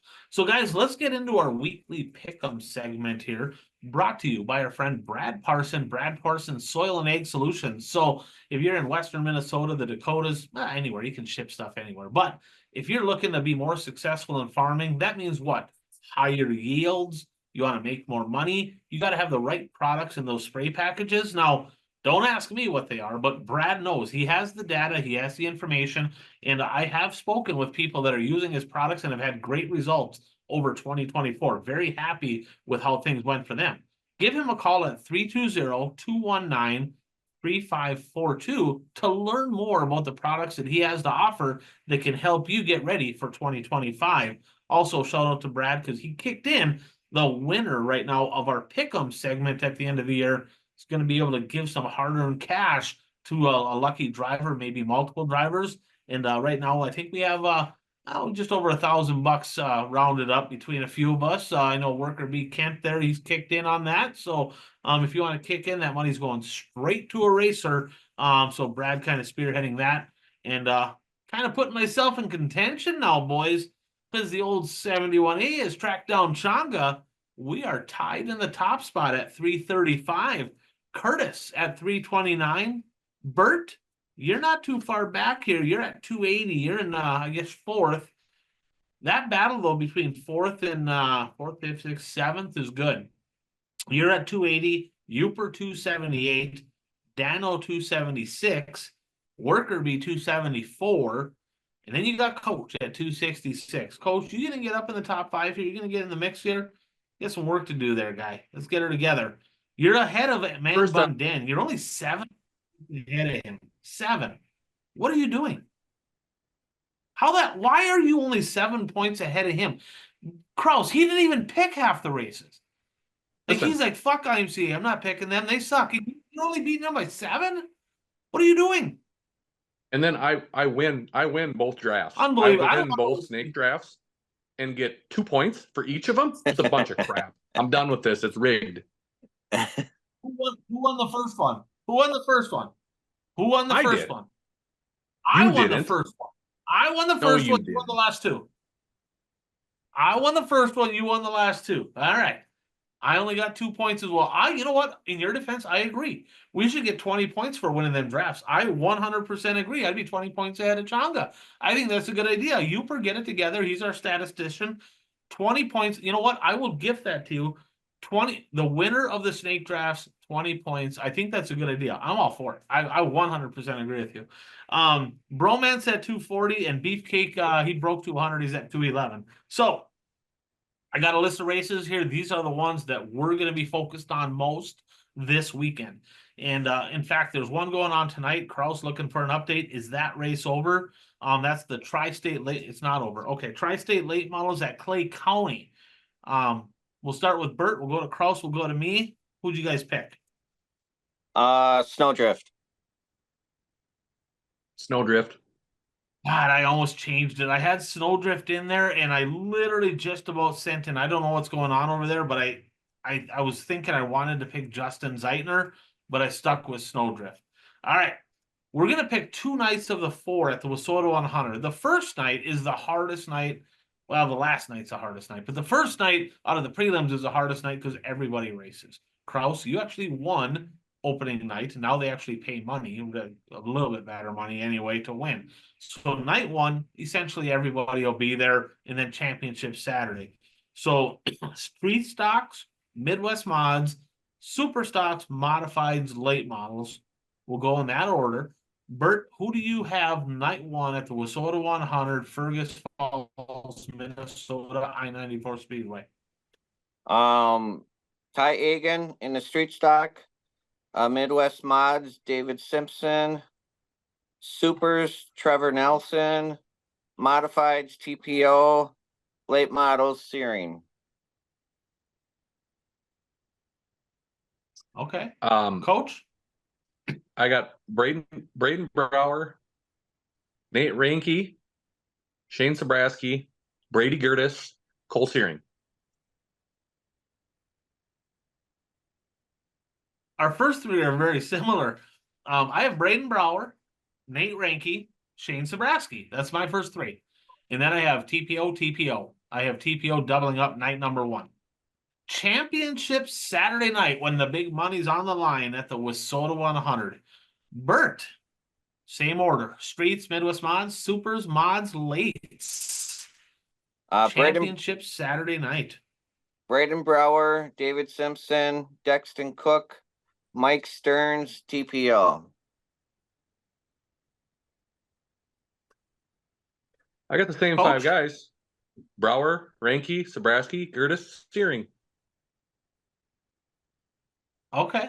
Okay, so you stuck with the winners from night one are going to be the winners on the final night. I went Brower, Ranke, Dexton, Cook to win the finale, Brady Gertis to win the modifieds, and TPO to win the late models. All right, so there's some championship battles. What's going to be interesting is that modified battle is tight. That one is super tight. There's a four-way battle. You got Mike Stearns, Cole Chernosky, Buzzy Adams, Shane Sabraski. They're right tight together. All four of those drivers with a very real chance to win the national championship.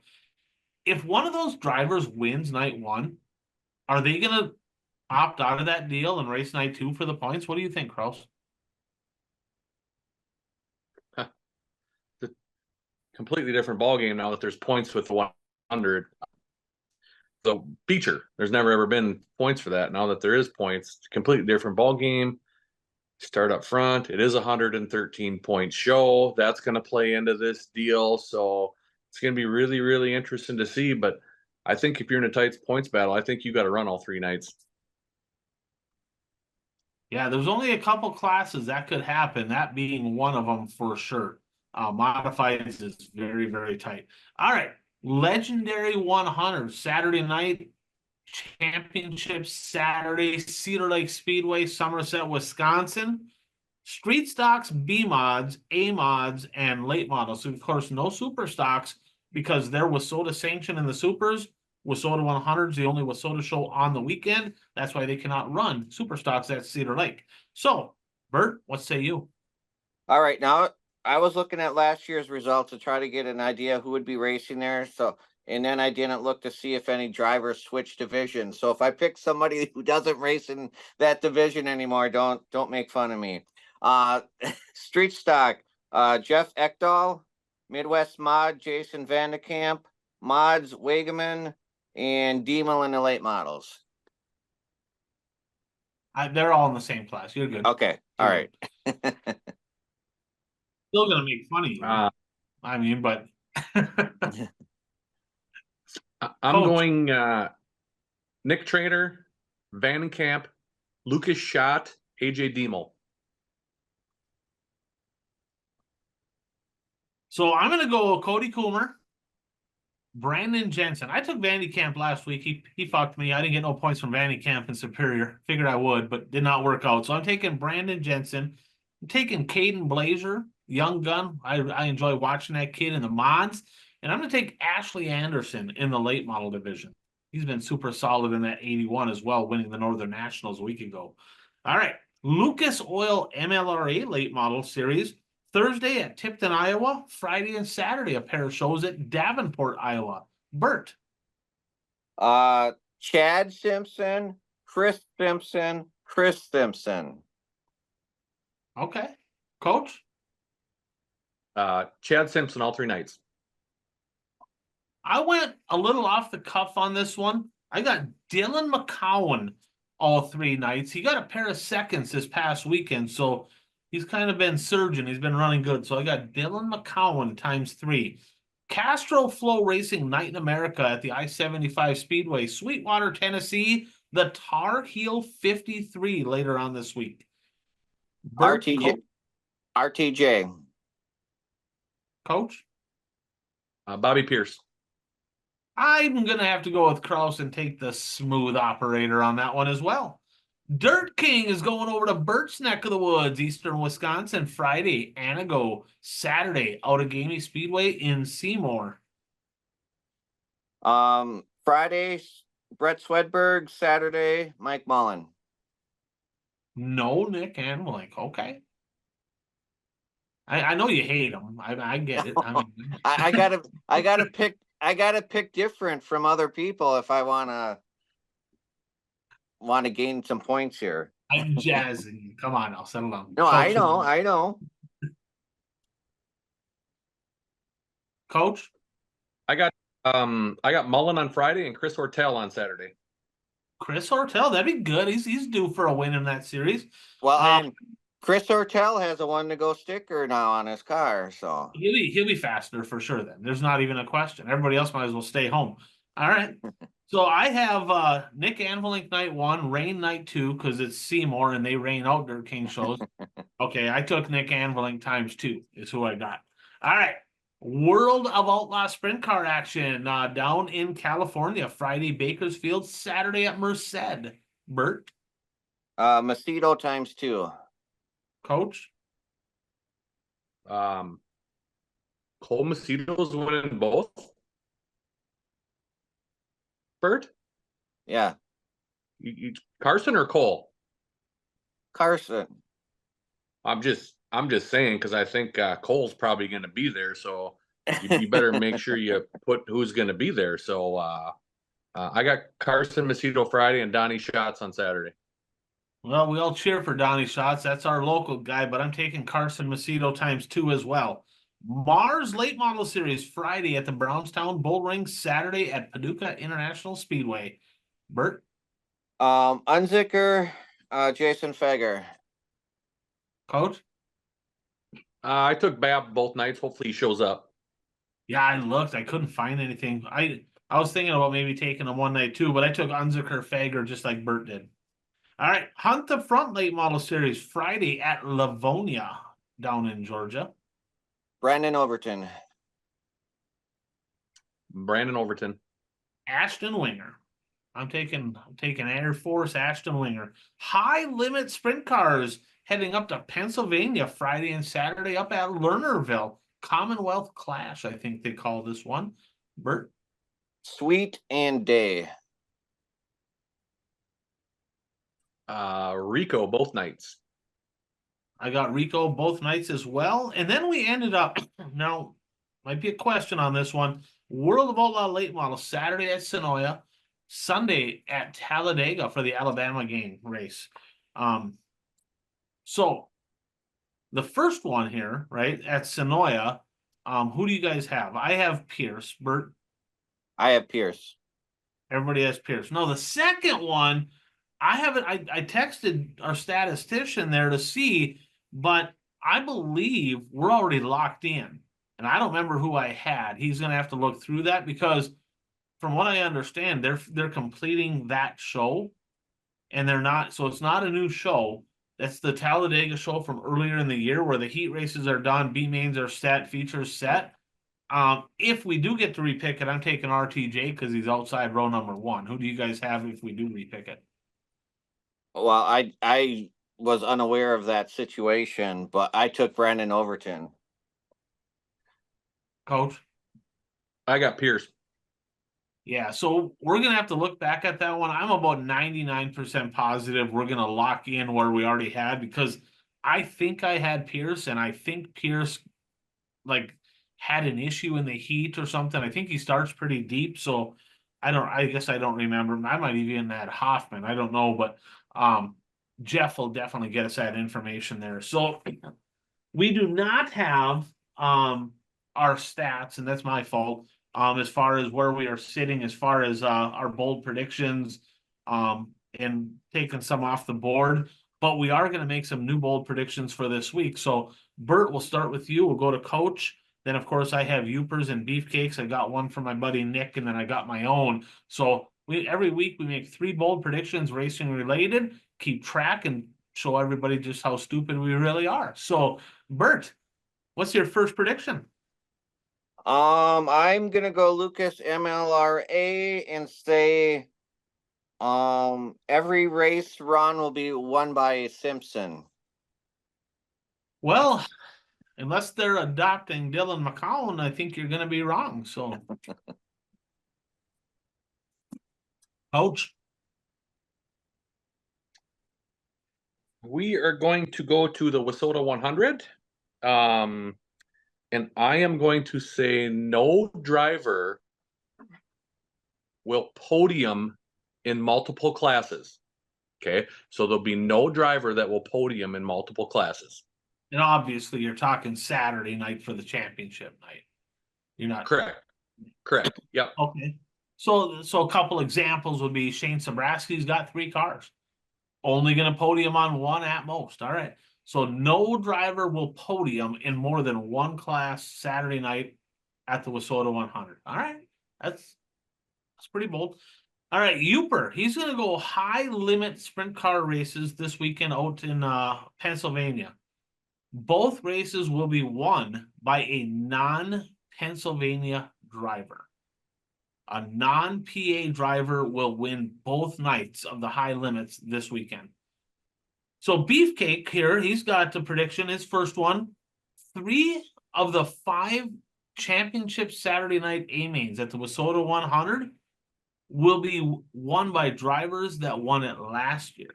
So there's a minimum of 3 drivers will go back to back as Wissota 100 champions. I got one here from Nick. He said there will be, between the late models and the modifieds at the Wissota 100 and at the Legendary 100, this goes under the column of the Peanut Gallery here as well, there will be a first-time winner, so either a first-time Legendary 100 winner or a first-time Wissota 100 winner in either the late models or the modified division. I am going to go with a parlay here on the first one. The combination of, now, prelim nights don't count for this, okay? This is only championship night. Prelim nights don't count.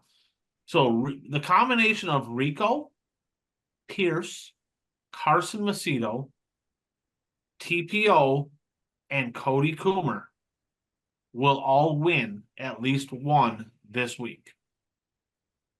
So that means that TPO and Coomer both have to win Saturday. The prelim nights,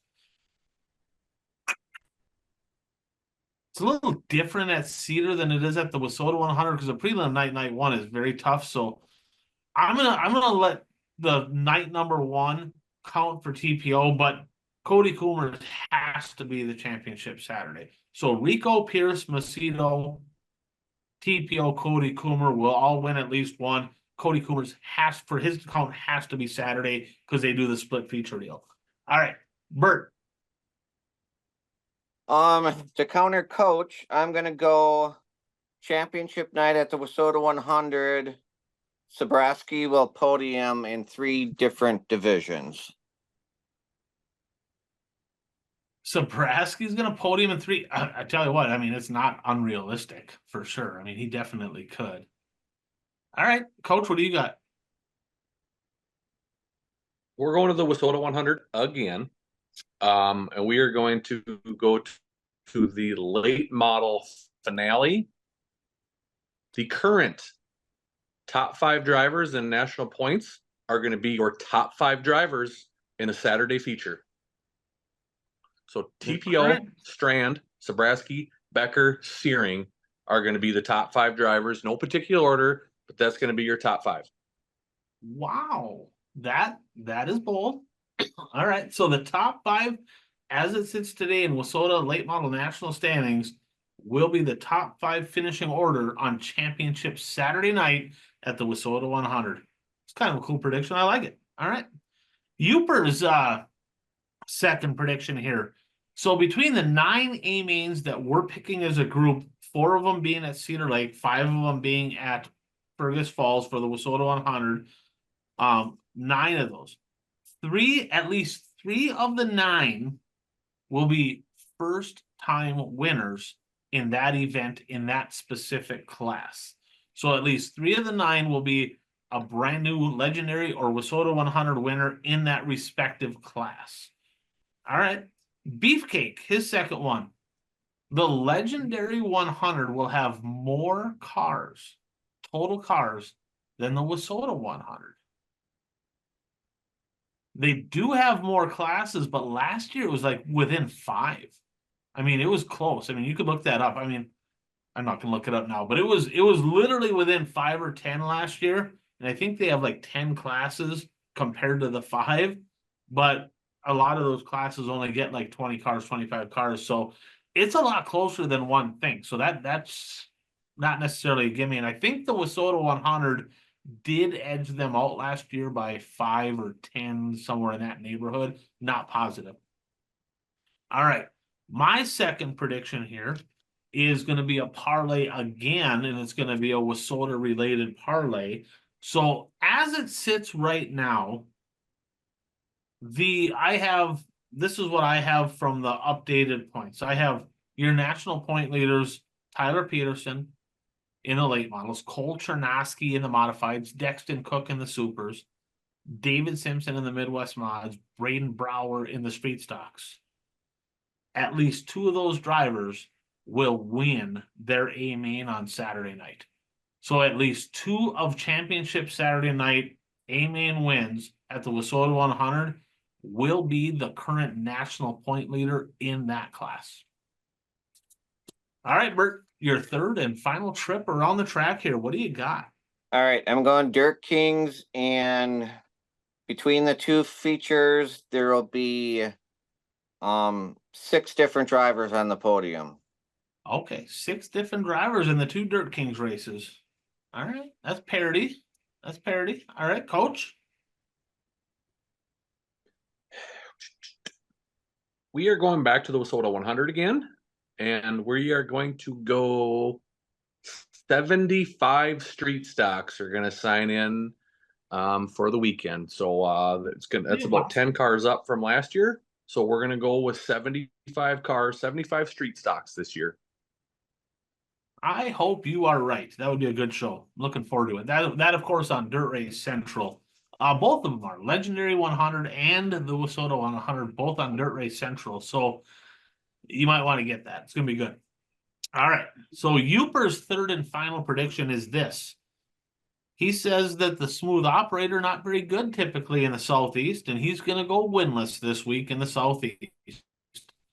0 wins for Bobby Pierce this week.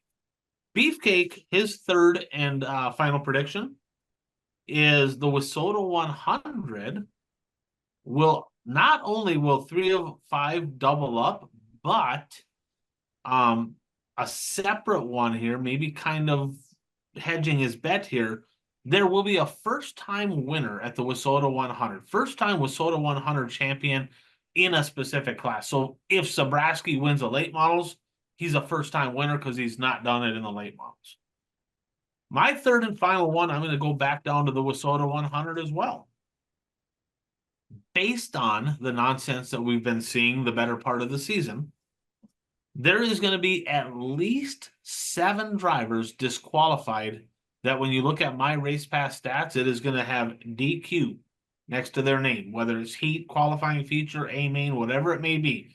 At least 7 DQs, and Harley on top of that, there's going to be at least 3 that they are going to reach out to either me, Kraus, somebody from the show and be like, can you fucking believe this? Can you believe that we got DQ'd for this at the 100? Now, drivers, here's your warning, okay?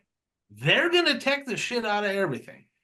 And we already know that stupid shit gets teched, right? Roof rake, stickers, this, that, and the other.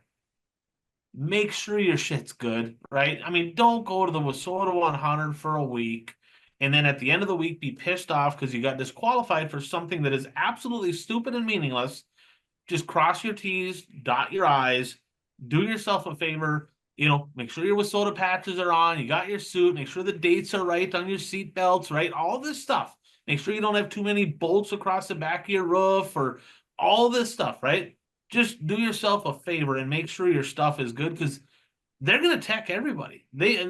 Every tech man is there. And I'm telling you right now, I mean, you do not want to be the driver that has a good run down at the Wissota 100 and you get disqualified because of some nonsense because you have the opportunity to make sure it's good. So we don't want to see that. Now, I'm still making my prediction and I hope I'm wrong, but there it is. So, Bert, you going racing this weekend? Please don't tell me you're going to Seymour. You're not going to Seymour. No, I'm not going to Seymour because I'm a member of the Lions Club in Tigerton, and we have our steak fry on Saturday night, so I have to work at the steak fry. Lions Club in Tigerton. You're going to have giraffe. All right, fair enough. Lions and tigers and bears. Oh my! All right, fair enough. And I like Seymour, by the way. I was saying that because every time Bert says he's going to Outagamie, it rains out. So. The fact that he's not going means they're probably going to get it in this weekend. Excited about that. Kraus, we talked, you're going to the 100, aren't you, on Wednesday to go watch with your dad. Is that about all you're taking in? Your hockey season starting too, isn't it? Yeah, I'm going to go up tomorrow and watch the 100 and Probably won't go back up Thursday and Friday. Pretty busy. Daughter's got tennis meets and stuff like that around the state too. So I've been following around going to, and then we do have a tech meeting Wednesday or Saturday morning, WSOTA tech meeting. So I'll be going up there for that. Yeah, game one of the Alexander Blizzard Saturday night in Granite City. Get her done. That's one of your bitter rivals right there, ain't it? That's the big rival. Get her done. And if you're not gonna win, do something exciting. Throw some sticks on the ice, punch a ref, do something. I mean, we need to see like a Facebook reel here of Kraus or somebody doing something crazy. If you can win, do that. But otherwise, if you can't win the game, be the game, right? So, Bert, this is probably the only week all year I'll be able to say this right here.